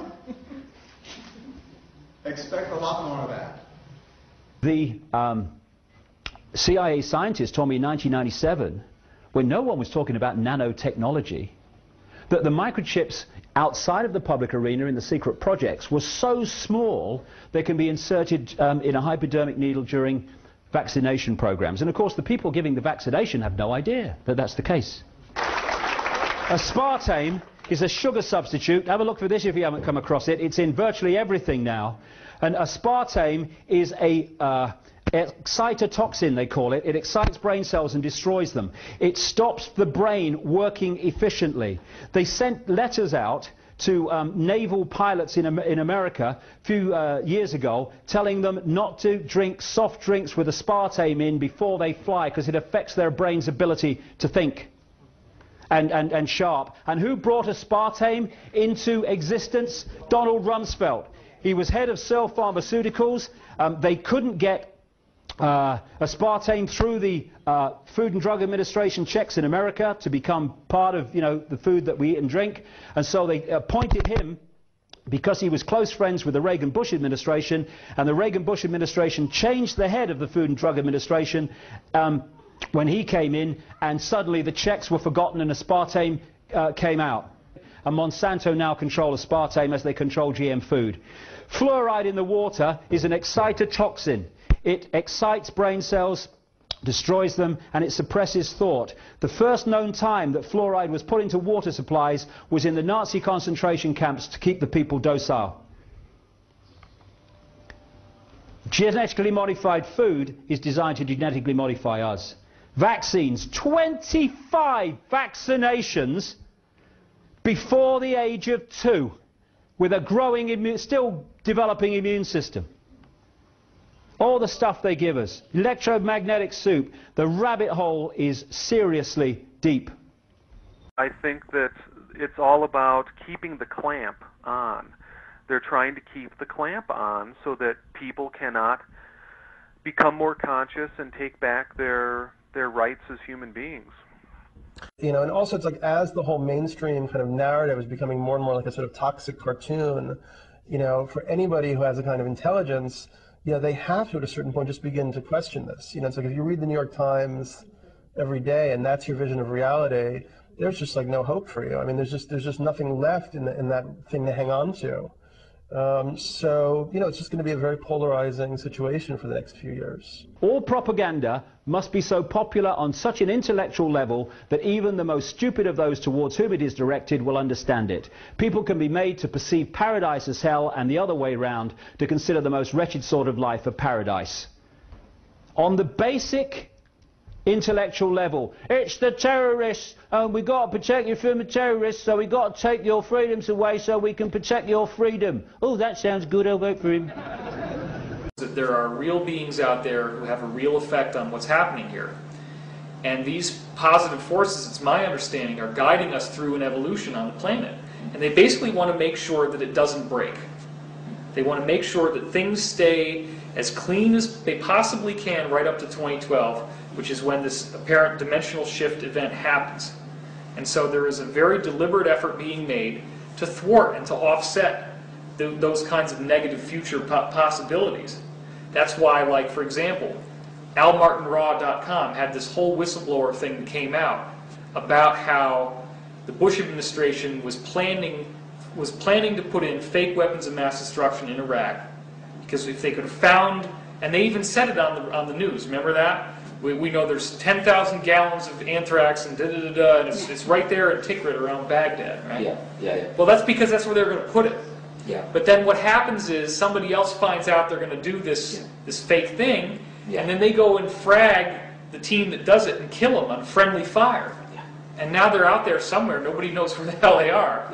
So the point is that all these little things keep happening, which appear to be random, but they're guided by higher intelligence to ensure that these bad things don't happen.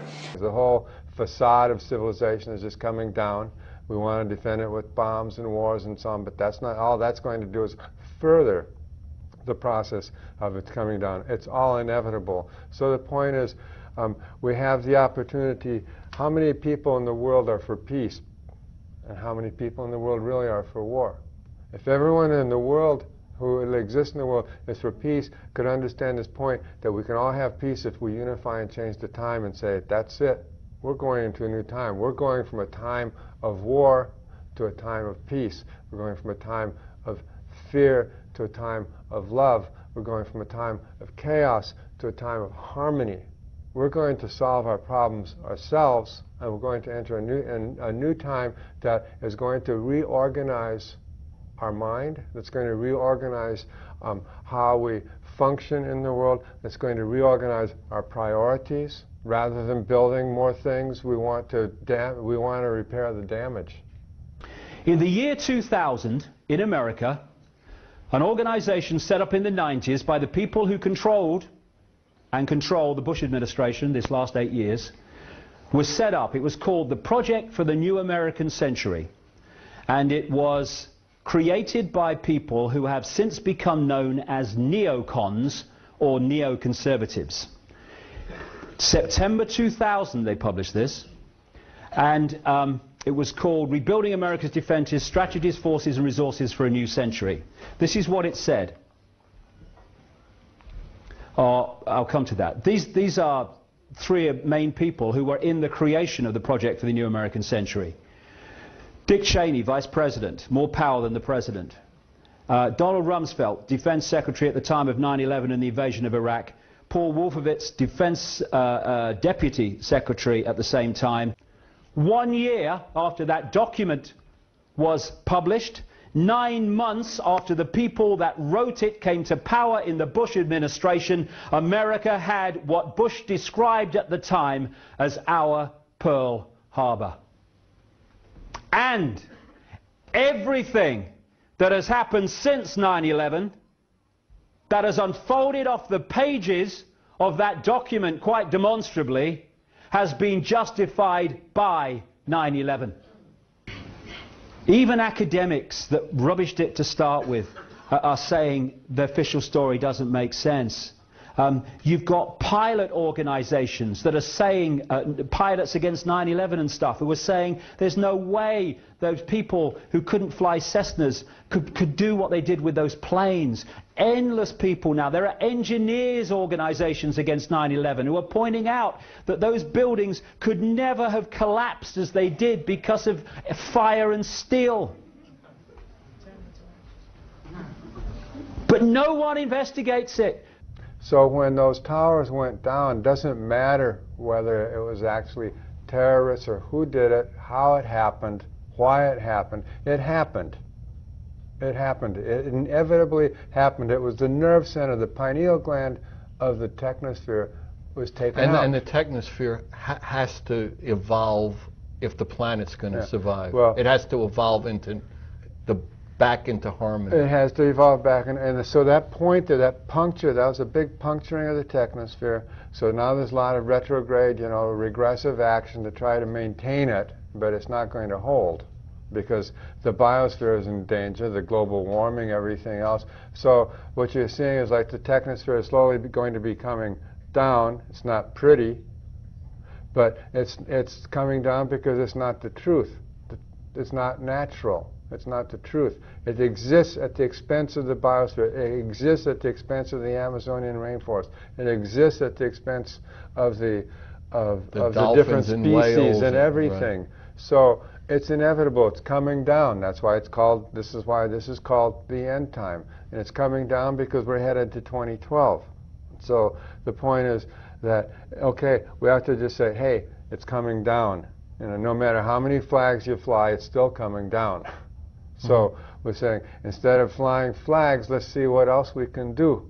Let's see if we can do something about it. And the Mayan prophecies say, yes, you can do something about it. Just change your timing frequency, get back with the big universal evolutionary program. You just took a big detour from evolutionary mainstream. You caused yourself a lot of suffering.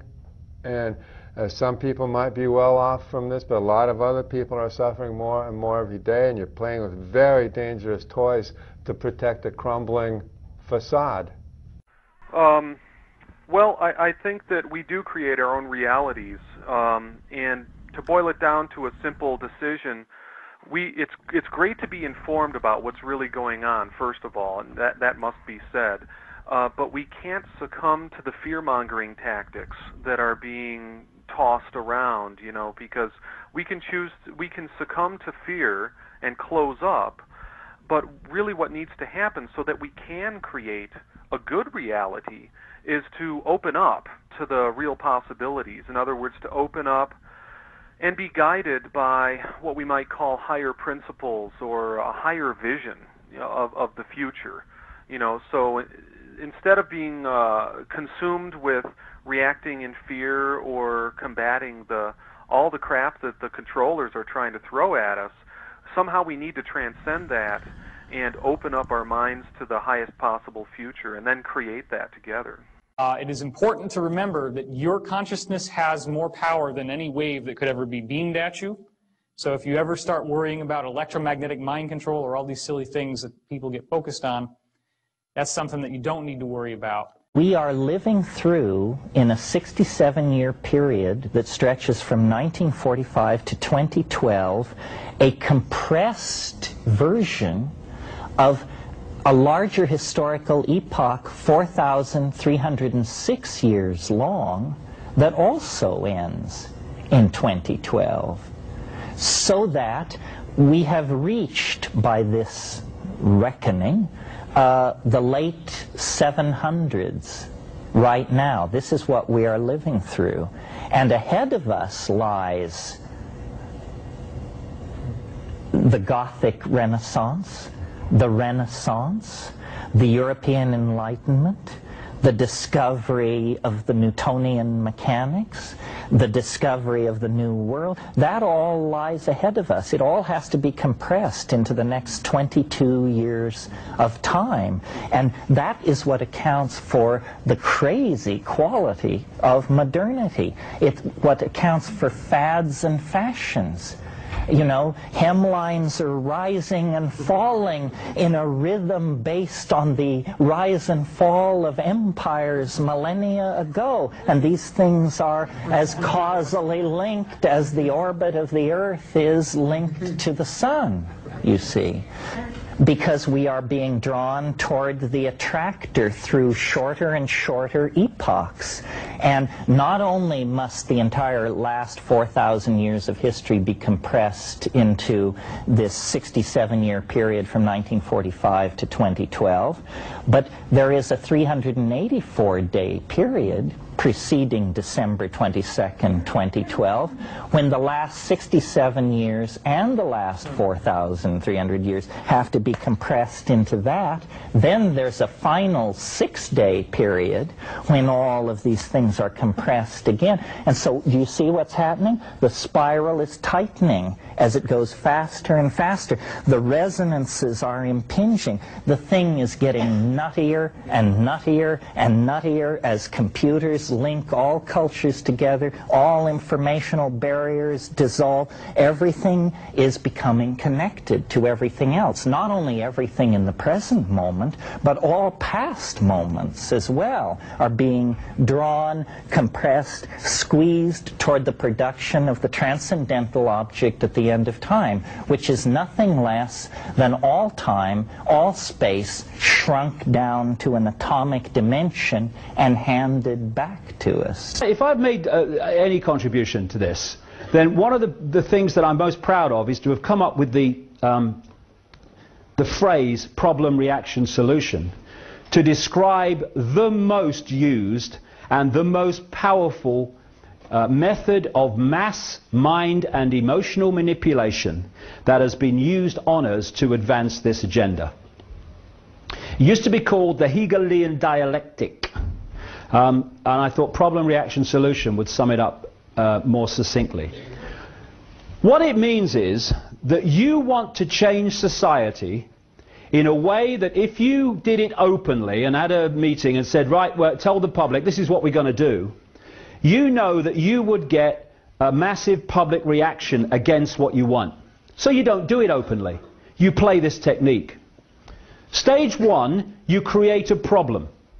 It could be a terrorist attack, it could be a war, it could be a government collapse, it could be a run on a currency, it could be a credit crunch, rising food prices, rising mortgages. Anything that will give you the opportunity to install the solution to that problem that will advance your agenda.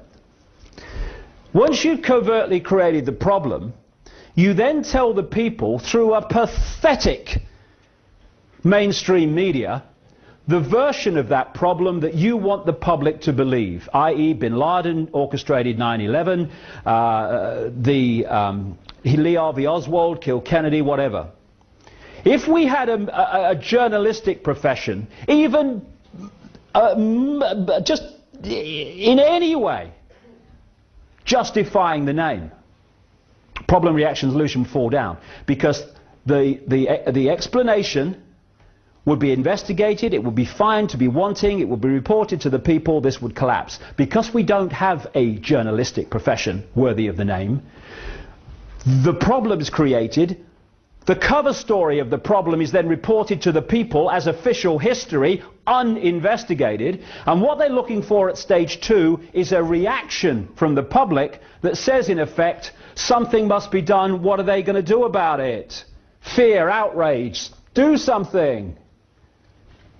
And then those who covertly created the problem, got the public reaction, do something, then openly through changes in legislation, offer the solutions to the problems they have themselves covertly created. And what are those solutions? They are changes in society to advance the Orwellian Big Brother state and the centrally controlled global agenda.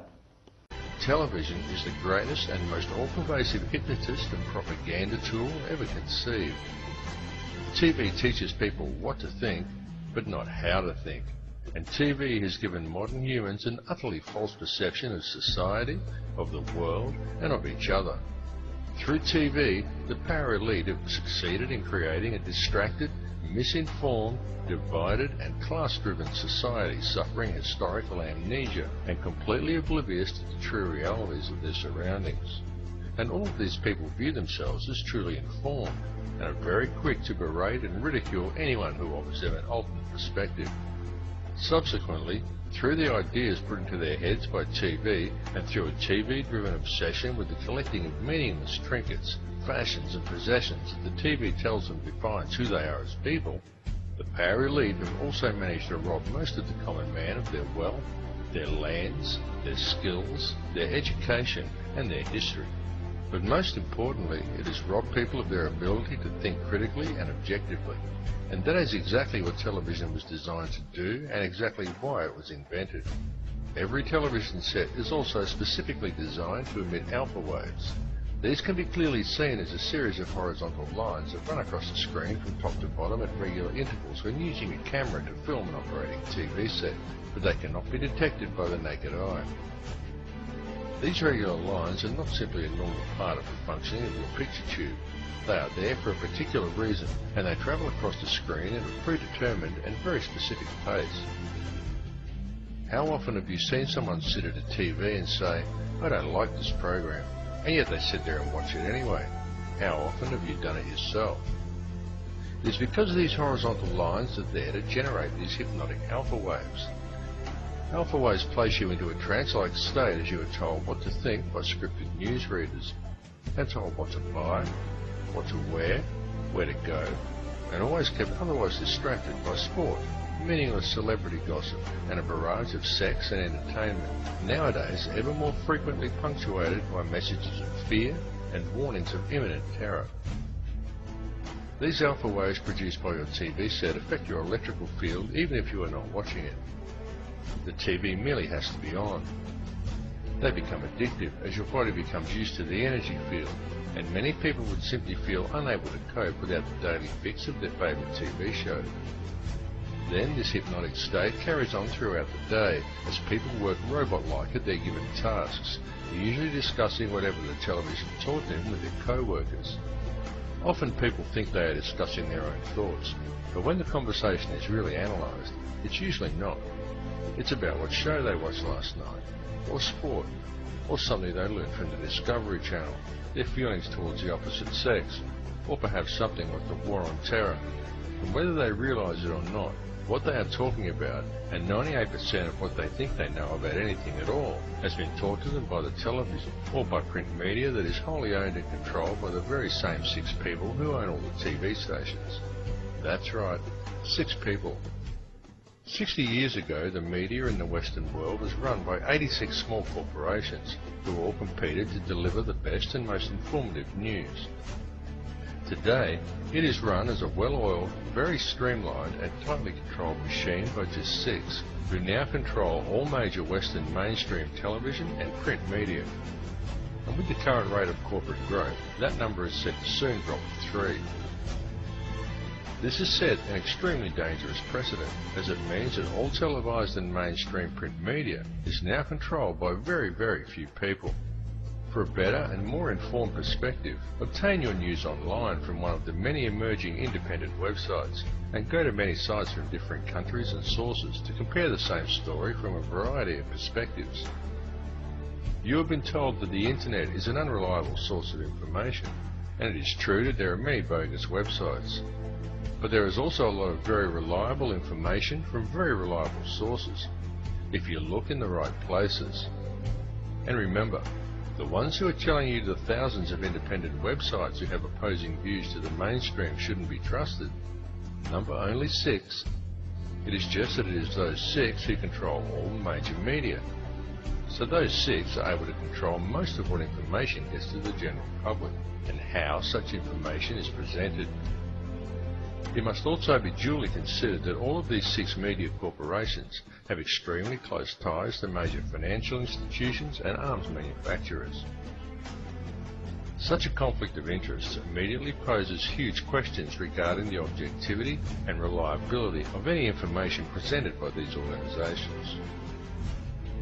And if that were not bad enough, each one of these 6 corporations gets their news from only one of 2 sources: Reuters or the Associated Press. These 2 organisations serve as an international news pool and channel all information down to the networks. Only Reuters actually owns the Associated Press, and Reuters itself is wholly owned by the Rothschilds. This is why there is never any negative press about the World Bank or the international banking cartels reported to the people by the mainstream media. It is why the majority of people have no idea about Codex Alimentarius or the real effects of fluoride, and simply do not know how the world and its corrupt money system is really run. At the 33rd level of Freemasonry, of the Scottish Rite, that's the highest official level, they have a motto: Ordo ab chaos, order out of chaos. Problem, reaction, solution. You try manipulating harmony, very difficult. You try manipulating chaos, piece of cake. They want chaos. Well, if you're navigating, it is also important to realize where you are on the planet. And with respect to 33 1/3, is something very interesting about that, because 33 latitude and 33 longitude, both above and below the equator, are only touching one place on this planet, on actual terra firma. And I looked into this with a little bit more scrutiny, because our modern longitudinal line, based on the Greenwich meridian, was only installed in 1884 during the Global Meridian Conference. Alan Chester Arthur was the president at that time. People from all over the world came to New York and got together to figure out where they're going to put the prime meridian. This is the Paris meridian, and it was established hundreds of years longer than the Greenwich meridian. The Knights Templars, the Crusaders, they would measure the Earth by this line, not this line. Latitudinally, it's a no-brainer. 33 1/3 has always been right here, unless, of course, we've been knocked out of our kilter in orbit. But pay special attention to this little place right here, because it is the mountain that's been recorded from antiquity as a place where something extraordinary happened, the most extraterrestrial-like situation you can talk about from history. 33.33 goes perfectly through one of the 3 peaks of Mount Hermon.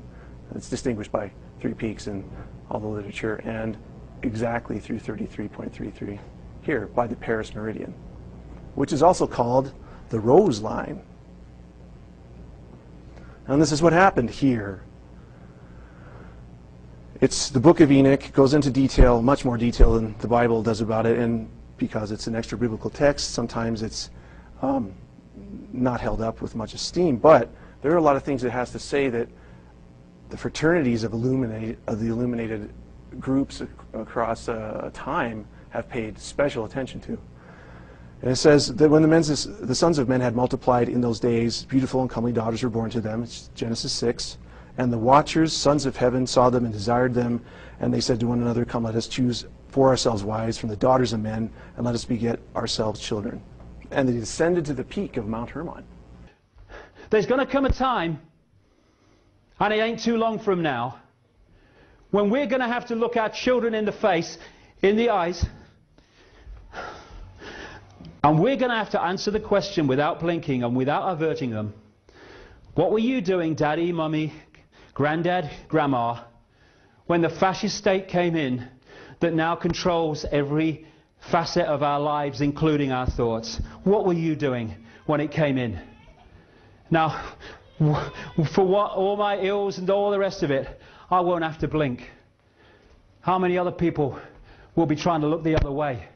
We have a chance now, still, not to be in that position. So the biggest issue in this transformational point in the changing face of time is the reduction of stress. Illness in the emotional, mental, and physical self starts with unresolved conflicts that create stress, or the inability to be in control of events, or the continuous repetition of a monotonous, mental, unfulfilling spiritually of a mechanism that you do every day. Going to work. You know, why do dentists kill themselves? They have one place to be, one monotonous, always instilling fear and pain in a person, and no way to create because they are on a certain budget. They got to get in and get out and get it done. And there's no real thanks except a pretty smile. And they kill themselves. So stress. Now, what I've found, you make yourself sick. You may not believe it, but you're the one that gives yourself the illness, the disease. If you're that powerful that you can make yourself ill, you're also powerful enough that you can take it away. To live in this world is an opportunity that you were earned to be able and to create and to hold a spiritual consciousness through some really turbulent times to come. You wouldn't be sitting in this room if you weren't ready. You're sitting in this room because you're getting another piece of data to be able to make decisions upon as you move forward in this world that is coming, the changing face of time. In our lifetime, we will bear witness to a cosmic event in the beginning of an age. It has upheaval, it has changes, it has great shifts and great perspectives, and some of it is a little frightening. You will go through many, many relationships. You'll go through many, many experiences. Sometimes they take years. Sometimes they take months. And suddenly you will be faced with what for you is the most tremendous challenge of your life. When that happens, what I will say to you is congratulations. In the amassing of the tools, that experience is not possible until you know that you have everything you need to gracefully move through that time in your life. There's nothing wrong with what is going on. Nothing. It is precisely, exactly what we want to have happen. We want all of these power elite to be exposed to the concept of ethics. And who has all that power? Is it Bush? Is it Caesar?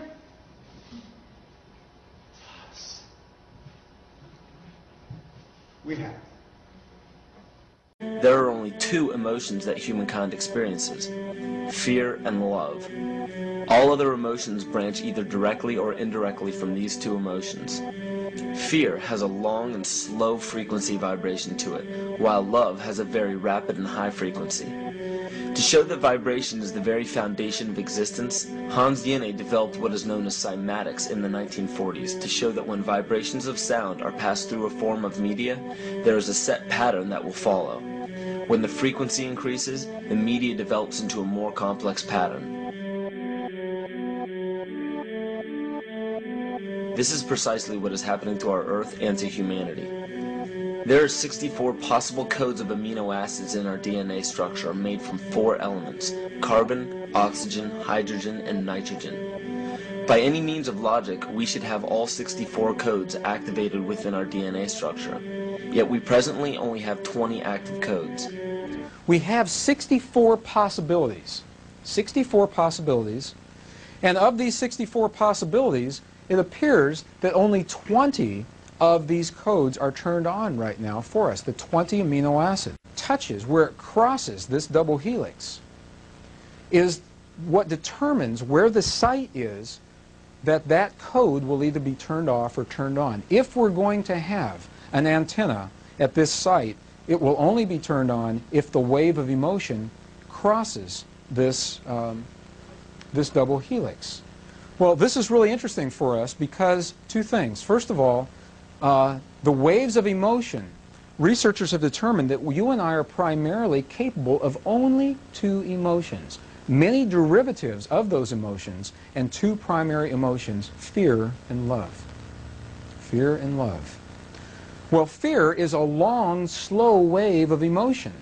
So this wave of fear is a long, slow wave and touches relatively few sites on this DNA. So an individual living in fear is limited to the number of antennae that they have available to them, whereas an individual living in the pattern of love, this is love in DNA. You can see it's a higher frequency, shorter wavelength. We have many more potential sites for coding along that genetic pattern. This information, this is amazing. This is the first time we've ever had a hard digital link between emotion and genetics. And what we're saying is this, that the way you interpret and perceive emotion in your lives directly, linearly affects and determines how your body responds genetically. We are dealing with a galactic energy field. It's a full halo expanding energy field that goes through the entire galaxy, and when it reaches us, it causes changes in our solar system, it causes activation of our DNA molecule, and that, my friends, is what's causing these 65 million year cycles and 26 million year cycles of species evolution in the fossil record. Ron Sankley, Department Chairman, Chemistry, University of California, Berkeley, showed that DNA acts as an antenna for cellular upregulation. The primary function they taught us about what DNA is about. It's a receiver and transmitter of photons, light and phonon sound. For what? Cellular upregulation, meaning that the water molecules, the pyramid power around the DNA spiral energizing strands are taking in the spiritual energy of love vibrations and then sending it out for manifesting, precipitating in a quantum field, the physical matter of the body. This is important to understand because another researcher named Vladimir Popanov measured tiny particles of light called photons inside a vacuum tube. The photons were scattered as expected. A sample of DNA was then entered into the vacuum tube and they measured the photons again. They found that the particles of light aligned themselves along the axis of the DNA. Then, as they removed the DNA sample, the photons remained aligned to the same form of the DNA even though no DNA was present. This is what is known as the phantom DNA experiment. Science has now bridged a very important gap between physical and ethereal, or spiritual. Our emotions directly affect the structure of our DNA, which directly shapes the physical world we experience every day. So the messages left by the ancients that we've explained here were more than just prophecies about a one-world government or a new world order. We now understand why the study of the heavenly bodies were so important. The rotation and orbit of all that makes up our universe serves as a clock to map changes and transitions. This helped the ancients understand that the change of the heavenly bodies were a mirror to the changes of all existence. December 21st, 2012 is simply a natural transition from one form of energy to the next, the transcendental evolution of man. This date is what's known as 0 point. Our sun, as well as our planet Earth, is losing its magnetic field as the Earth is slowing in its rotation. All the while, its base resonant frequency, also known as the Schumann cavity resonance, is increasing in accordance with the predictable sequence of the Fibonacci theory. At a cellular level, our bodies respond to an electromagnetic pulse. The ancients called this the sacred circuit. The cells receive this pulse from the brain, which receives its pulse from the heart, which receives its pulse from the Earth. This pulse comes from the solar system, which from there comes from the galaxy, which ultimately comes from our entire universe. We literally share a pulse with all of existence. Yet another example of everything being one. As the body is adjusting with this, the new frequency, the cells are receiving new instructions. This is what is creating these temporary physical things that we're experiencing, the new instructions that our body is being given. When you feel fear, you are shooting energy out of your field. When you feel love and trust, you are building energy from the cosmos to yourself. This has a direct effect on biological healing. I have an interview that I'm going to air pretty soon with Dr. Glenn Ryan, in which he proved on a microbiological level with molecular genetics that the DNA molecule changes its form based on the energy that you send to it with your consciousness. And when you send the emotion of gratitude, that was the one word that he found was the most important one. Gratitude, more than anything else, heals damaged DNA. You can kill DNA by what's called a heat fix, and it unwinds. And by the sense of loving gratitude, the DNA rewinds and comes back together.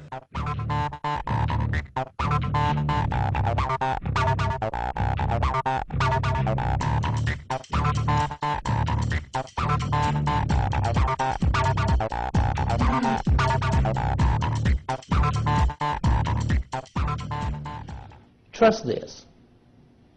You are a great, powerful, mighty, playful, spiritual being with dignity, direction, and purpose before you came into this room or into this life. And you will be a great, powerful, and mighty spiritual being, playfully, with dignity, direction, and purpose when you leave here. Someone said to me, what would change the world quicker than anyone else? I would say this, anything else, it would change overnight if we did this, because everything would come from it. If we stopped making decisions about our actions based on what is right for us in the moment and started doing what we knew to be right by conscience and justice, this world would transform. This world has been created as we experience it by billions of people deciding every day, what do I do in the interests of me? Once we start saying, what do I do in the interests of justice, fairness, and my own conscience, actions change, the world changes. And we are in control of that. I have had proven to me on multiple levels of redundancy that so many of the negative prophecies that you see on the internet are simply not going to come true. Yeah. You're not going to see a pole shift while we are here in the same frequency with the pole shift. There may be a shifting of the earth, but at the time that it happens, at least the vast majority of people will not be at the frequency that the shift happens on. There is a changing of energy frequency. And again, there's just such a complex, multi-layered series of proofs for that. And it is my understanding that these higher forces that are guiding each of our lives, every little synchronicity, is another notch that you can use in your belt to prove to you that there is something out there that loves you, that is guiding your life, that wants you to do well, that wants you to be happy, wants you to succeed. And that connection with your higher self will ensure that you don't end up in the concentration camp, that you don't end up being tortured. Because you listen to that guidance and you are steered by it. The choices you make right now, I think, are very important. And I feel like one thing I sort of feel is going on right now is that people are making choices. You know, they're kind of determining almost like whether they're going to be able to hang with where human evolution is heading, which is going to have to be a kind of reintegration of this lost knowledge into our modern knowledge. It's you know, ancient wisdom and modern knowledge. We have the rarest opportunity to, with our thoughts, hearts, and individual ideals, dawn a new age. Our true consciousness does not exist in our brains or in our bodies. But this illusion of our individual bodies, along with the misinformation of our true origins, has manifested the idea that we all think independently from one another. With this misunderstanding, it would seem impossible to scientifically explain telepathy, clairvoyance, spiritual mediums, and other phenomena dealing with transferring information between sources without physical means of communication. But when you understand that there is a common spiritual bond between all things in the universe, and that we are all part of one divine intelligence, no phenomena is unexplainable. This simple understanding fills all the holes in modern religions. It explains reincarnation, déjà vu, predictions of the future, and literally every event, occurrence, or anomaly ever experienced. The blank matter within the most basic building blocks of perceivable existence is malleable and molded by intent. This means that consciousness shapes our reality. This seems difficult to accept for most, and it is quite understandable. In modern times, we are taught from an early age how to think rationally and tangibly. This is a very left-brain method of education, and it has more harmful effects than it's given credit for. The left brain deals with logic, details, facts, patterns, practicality, science, and math, as the right brain deals with feeling, intuition, symbols, images, risk-taking, philosophy, and religion. With a deliberate push for government-controlled educational curriculums, generation after generation of the youth are being taught to focus only on the facts, figures, and numbers. Repetition is used to train children subconsciously to accept what they're learning. Children aren't rewarded for questioning the validity of the information they receive. They are ridiculed. However, the children who blindly accept the information as true and merely regurgitate the information on command when it is time to take a test, those children go on to become the decision makers in our government, law, medicine, business, and every other occupation with power and prestige. The most detrimental effect of being pushed away from holistic thinking with the full brain into a strictly left brain thought is what is known as the suppression of the feminine. Every male and female have both feminine and masculine qualities. It has nothing to do with man or woman. These are represented by the left and right brain, yin and yang, black and white, light and dark, and most every other duality. Both are vital to our spiritual and physical health. In ancient Egypt, the female was the rightful heir to the throne. The male she chose to marry became pharaoh. This depicted the goddess tradition that has been destroyed to make way for a patriarchal, male-dominated society we see enforced in every major denomination. In suppressing the feminine of every society and pushing the people to strictly left-brain thinking, the natural ability for humanity to feel earthly, cosmic, and personal energy became lost. Traditions that were passed on through shamans, witch doctors, magicians, psychics, and seers of all kind became outlawed and ridiculed and given a stigma of something out of a Hollywood movie. Every religion explains that we are children of God and have godliness inside of us. If you erase the anthropomorphized God and understand that God is nothing more than the spiritual web that connects all things, all religious scriptures begin to make much more sense. Our bodies are merely vessels to contain our spirit, to gather experience for the divine mind. Those unprepared for this transition will likely not be able to cope with the rapid changes in the psyche. The only way to prepare for what is to come is what we have sought after for our entire lives: truth. Not the truth about governments, commerce, religions, terrorism, or anything external, but the truth within ourselves, within our psyche and our shadow self. Especially in Western cultures, we are taught that being normal means only being happy and never sad, only loving and never angry, only forgiving and never jealous. This sounds plausible, but it is not. We are not meant to repress any negative emotions because it causes imbalance. To conquer our emotions, we must embrace them, not fight them. We must acknowledge them and allow them to serve their purpose as we learn from them. When you wake up in the morning, that breath, that brings your spirit into present time. Before you get out of bed, and if you do meditation or blessing or whatever, spend a couple of minutes intending your day. Just intention is a conscious action. We talked about action being the year of fire in action. Intention is a conscious action. So review it, just close your eyes and review what you have coming up. And then create it in your mind, in your heart, in your feeling center, in your words, whatever is your avenue, because not everybody's a visionary, not everybody's a feeling person. Whatever comes your way naturally, how you want it to go. You know, intention is real, and people are fluid, and they are telepathic, and they are energetically receptive. If you walk in intending it to be a problem, well, guess what? You're very effective and very creative. If you walk in intending things to be difficult and that people aren't going to get you and you have to be defensive, that's a vibration, and that is a very toxic vibration that people feel immediately and will respond. Our vibrations are increasing. There's no way to hold it back. But some will be left behind because they can't change quick enough. Don't get caught up in the illusion of what's happening. So the Mayan time is actually cosmic time. They knew the actual nature of the time of the cosmos, of the galaxy. And so we're at this point here where like we're finishing this time of test, this time of trials, like the human beings have been having their final exam. And they're playing out all these cramming. Yeah, we got to do some cramming right now. Like read my books and you can cram. Okay, right. Read Time in the Technosphere and you can cram.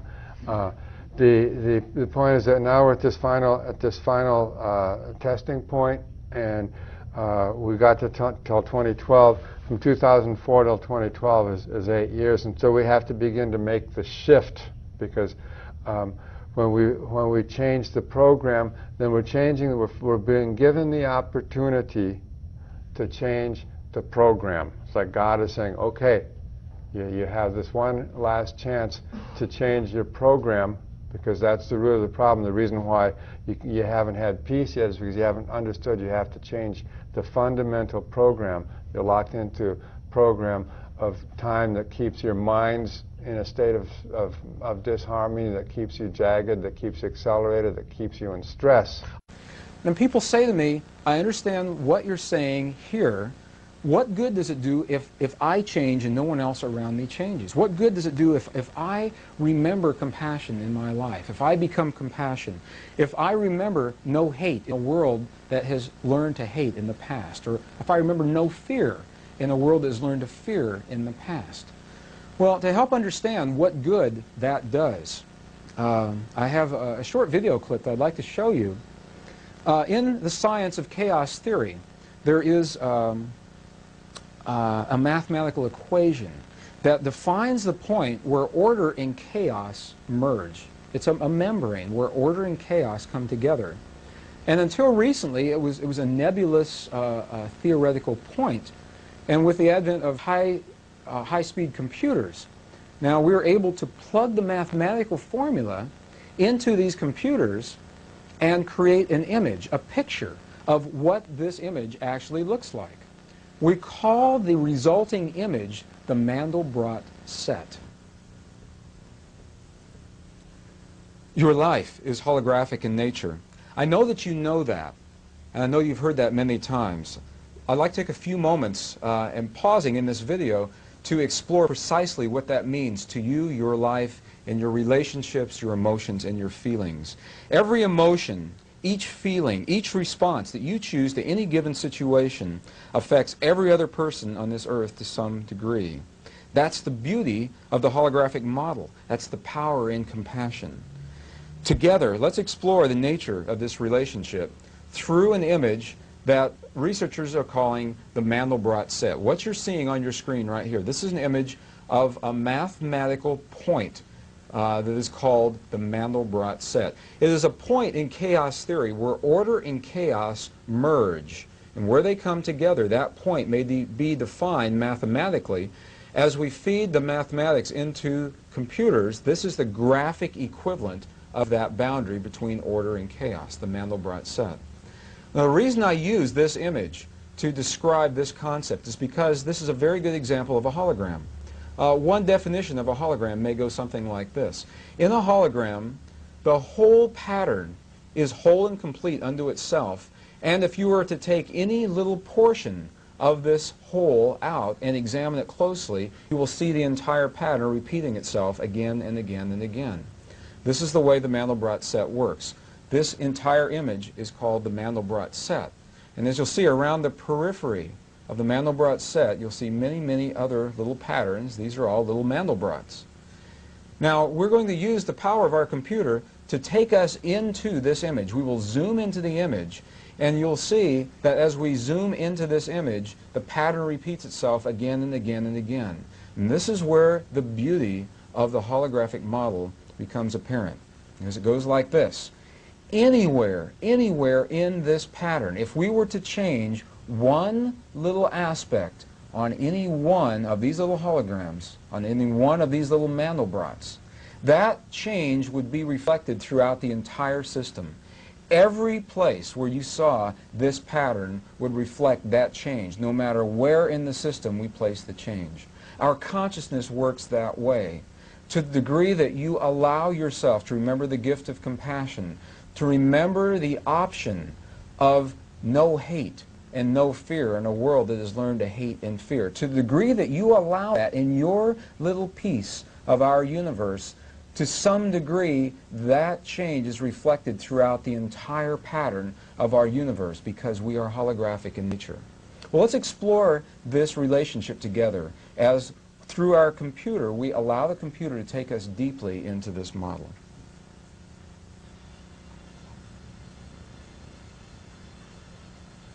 There's our Mandelbrot set, and you can see that we are zooming into a complete portion, very specific portion of this set, and notice all along the periphery, all along the edges of the pattern, you see many, many, many Mandelbrot sets. As you listen to the music from this, it's almost a meditation as we move into this powerful pattern, the model that represents our consciousness. You see all the little Mandelbrot sets lining up side by side. Any change in any one of those sets would be reflected throughout the entire pattern, throughout the whole. There's something very interesting that will happen as we move farther and farther, deeper and deeper into the innermost regions of this pattern. And we see the pattern repeat itself over and over again. We're moving to an end point. And as we reach this end point, what you will see is that we end up with precisely the same pattern that we began with. Your relationships work in this manner. Your life works in this manner. The patterns are with you no matter where you go, no matter how far deeply into your life you move, or how far you attempt to remove yourself from the patterns of life.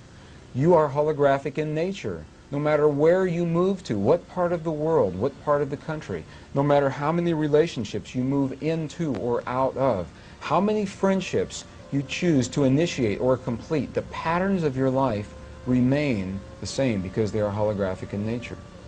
And now you see, as we approach the end of the lifetime of this mathematical equation, this mathematical model, what we are completing with is precisely the same thing that we began with, the Mandelbrot set.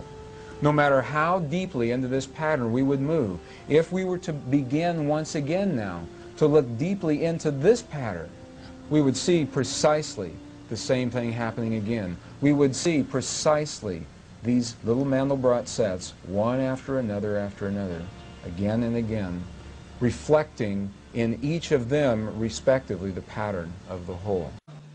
Many of these things that have been planned don't work out. And I do believe that we're like children in a sandbox, essentially. And there are beings of vastly higher intelligence and vastly higher ability that essentially make sure that we could foul up the nest if we want to, but outside of the nest, not much is going to happen. And even inside the nest, we live in a very highly structured reality. This is the most intrinsic thing to awaken to on the spiritual path, is so many people are living their lives thinking that it's just cause and effect on the most gross level of, like, if a human being does something, that's what happens, or if nature does something, that's what happens, but there's no other causality.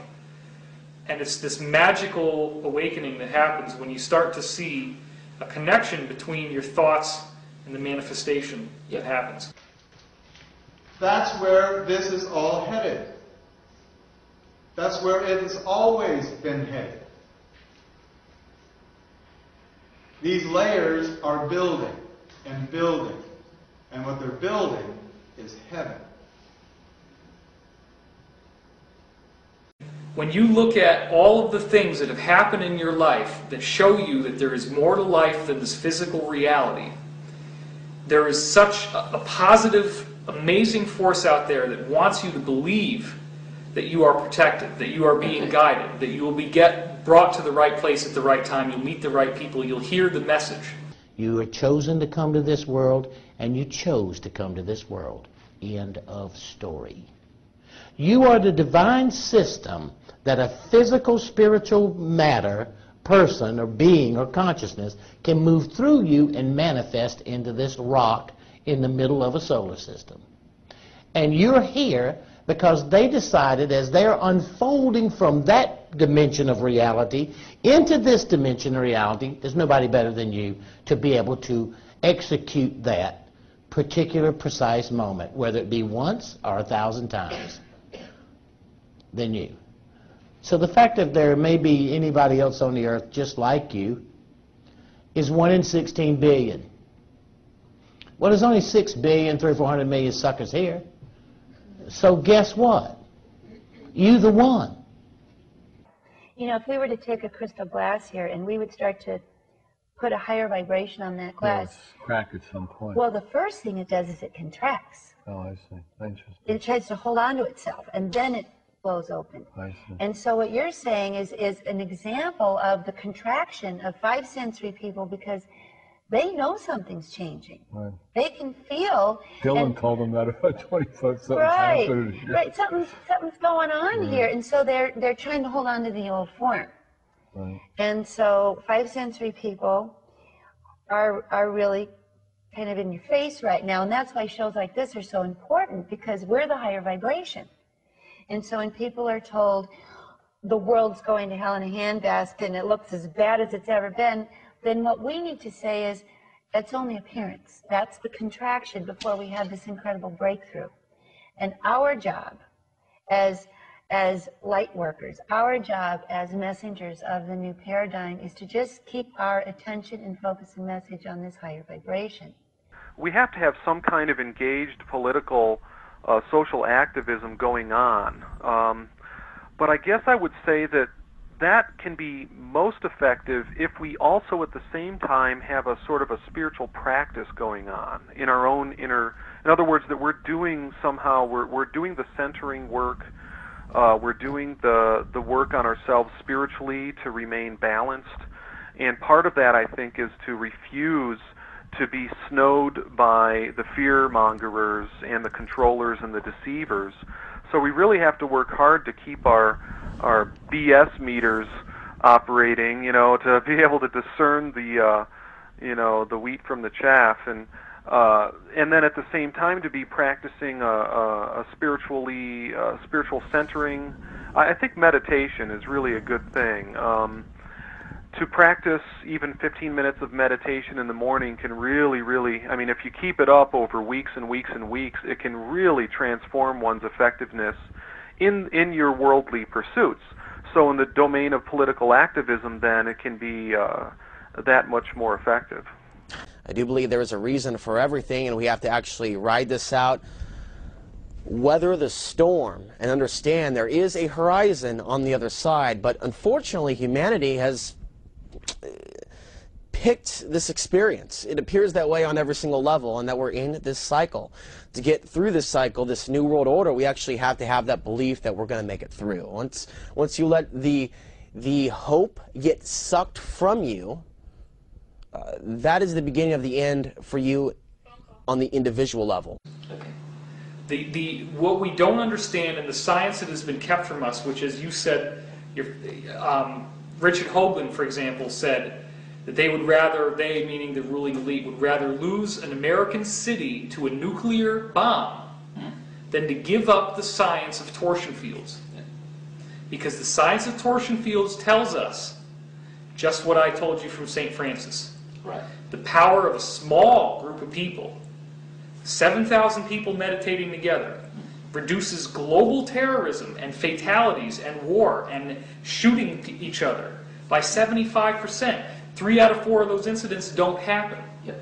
That means that 3 out of 4 people that would steal the food don't steal the food.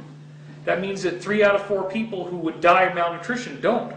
So it's all about a frequency, and it sounds really preposterous, and that's why we have to break people into it slowly and get you step by step through the incremental process of realizing that the consciousness field itself is humanity. And again, we don't want to narrow it down to 1 year. No. We're actually talking about a span of time under which we on the earth are undergoing a transformation and a possible heightening of consciousness everywhere. But at the same time, as consciousness expands and as people begin to grow, as you said, there are birth pains, all right? Right. A lot of people are going to be experiencing, you know, breakups of relationships. Time is speeding up. Events are speeding up around them. I would also say that, you know, opening your channel to your higher self is done through meditation more than anything else. And every person has that potential within their own body to open those channels and to get connected with their higher self and with God. So that's going to be the key in the coming days. But for anyone for whom their intuition has worked for them reliably in the past, then listen to that voice, whether it's a real voice or a metaphorical voice. Because if you've got a very strong feeling that there's action you need to take, if you need to sell your stocks, if you need to, you know, sell your house or take a loss on your house or move here or do that or not be with this person or whatever it is that you need, you know, that you're hearing that you have to do, then do it, because you're probably right, and probably in these times more than any others, those messages that are coming to you, in whichever individual way those messages do come to you, they're likely to be coming through loud and clear. And what like synchronicity, yeah. What's probably the case is that everyone, each in their own way, is going to be getting this kind of information, and then it's our responsibility whether to pick it up, how to interpret it, whether to choose to act on it or not with our own free will. We have that capacity, and if we're not confident in having that capacity, then there are ways to learn, and it starts now. These are hertz, frequencies, or cycles per second that the musicians can retune their instruments to play and experiment with. Why? Again, these are the Creator's musical scale, the original solfeggio, buried for 3,000 years in the Bible. So the ancient priests who knew how to levitate the huge stones for the building of the pyramids, and the Masonic knowledge that predated ancient Egypt, the ability to have this information, these frequencies, serve the function of creation, destruction, and miracles on behalf of the empowered people who had access to this knowledge. I say that because of this metaphor.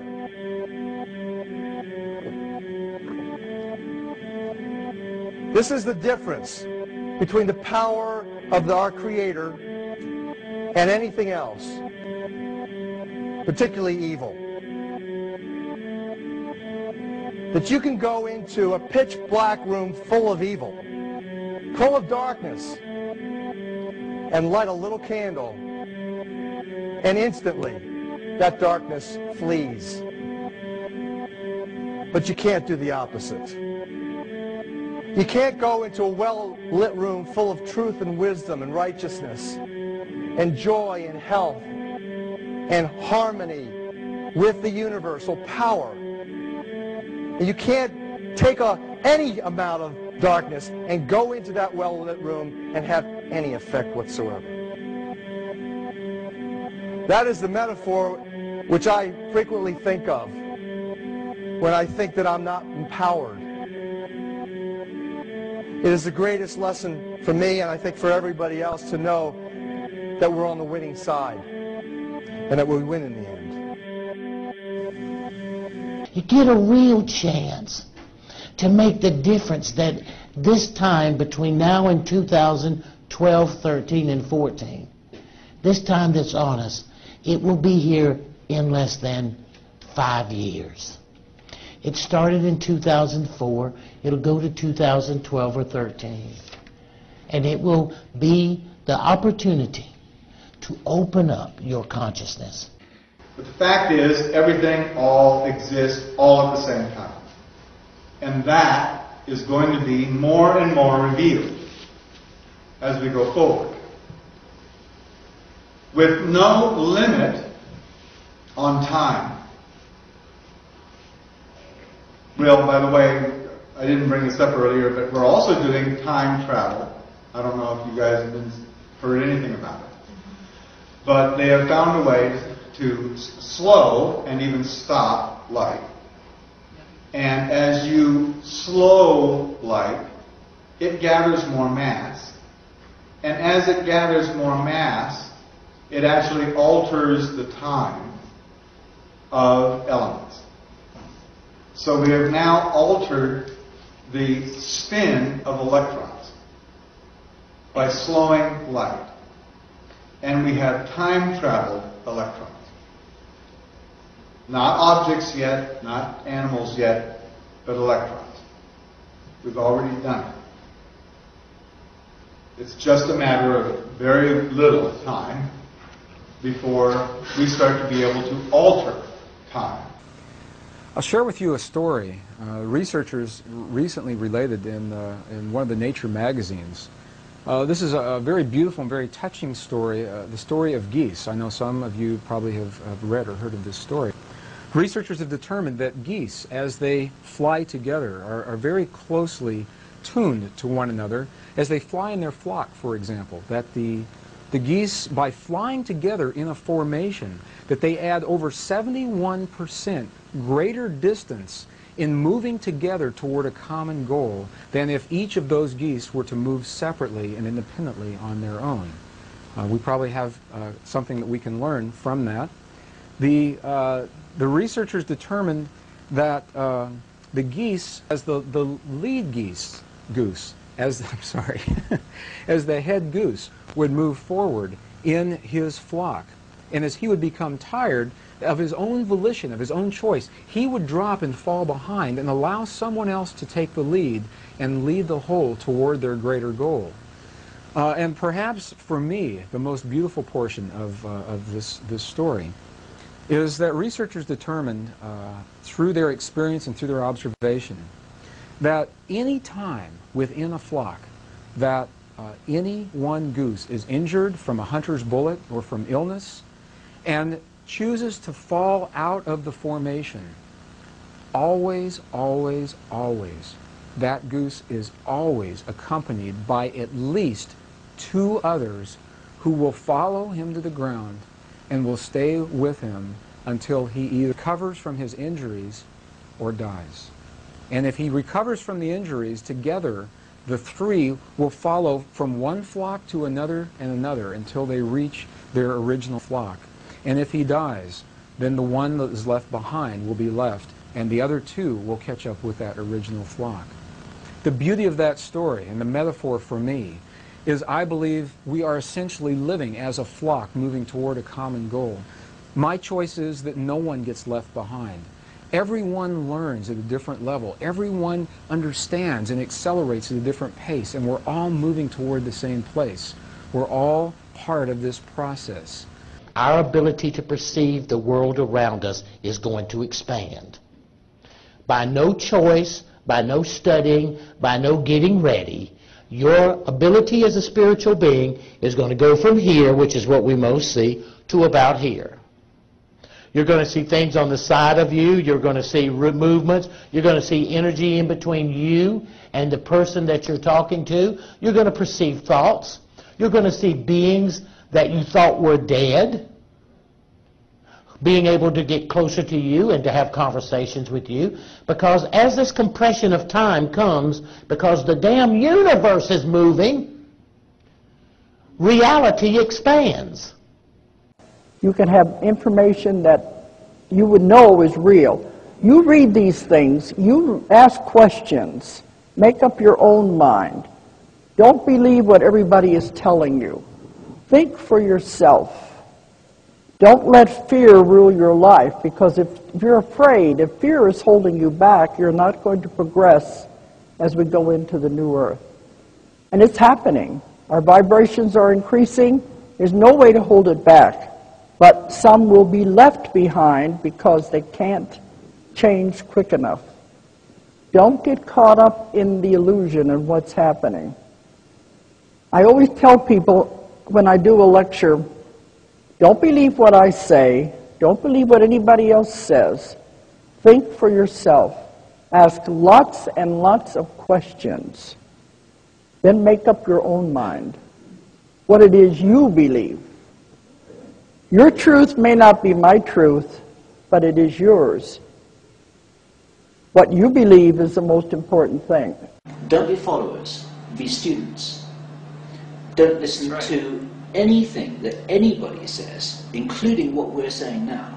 You know, be your own authority. Learn to trust your own. Take what information, your resonates own with you. judgment. Yeah. Yeah. Yes. And throw out the Right, rest. listen to your heart more than anything else. I mean, it's really your intelligence blended with your heart. And there is an intelligence there that will really be able to interpret what's going on with you. And resonance is like, you know, the perfect word. That space, if something resonates with you, there's a reason. You need to listen to find out what that reason might be. And you reminded me of something that I was going to say before and I lost the track of it, which is everybody sends me these emails and they're saying, what should I do? And they're so concerned about, they want to do the right spiritual thing. They want to make the right decision. Should I go here or should I go there? Because one of them is the right one and one of them is the wrong one. Should I stay with my partner or should I leave my partner? Because one of them is the right one and one of them is the wrong one. And that's actually not how it works. Correct. My understanding of the spiritual path is that the most important thing you can do is make a decision. Yes. Not that one is right and the other one is wrong, but that you go through a process of analyzing your opportunities in one direction or the other based on what you think is going to happen and make an informed choice about what you want to do. Most important is get authentic, get honest with yourself. Go into the gratitude and live that life of the promise of abundance, and it will start to flow for you. That's truism that cannot be denied. We live in the greatest opportunity to be the holiest, most divine and caring spiritual beings. That energy is going to come through crisis, through innovation, through technology, but that opportunity is what's coming. And when you look at it like that, and you understand that there are so many things and principles that you are capable of using now that you haven't been able to use in any of your last lifetimes that didn't happen 26,000 years ago. You'd have to go back 26,000 years, or how many times you've been here or lived or whatever it was, to have the same opportunity as you have right now. And you can't afford to miss it. And I guarantee you, your view of life and who you are and where you are and where you're going will never be the same.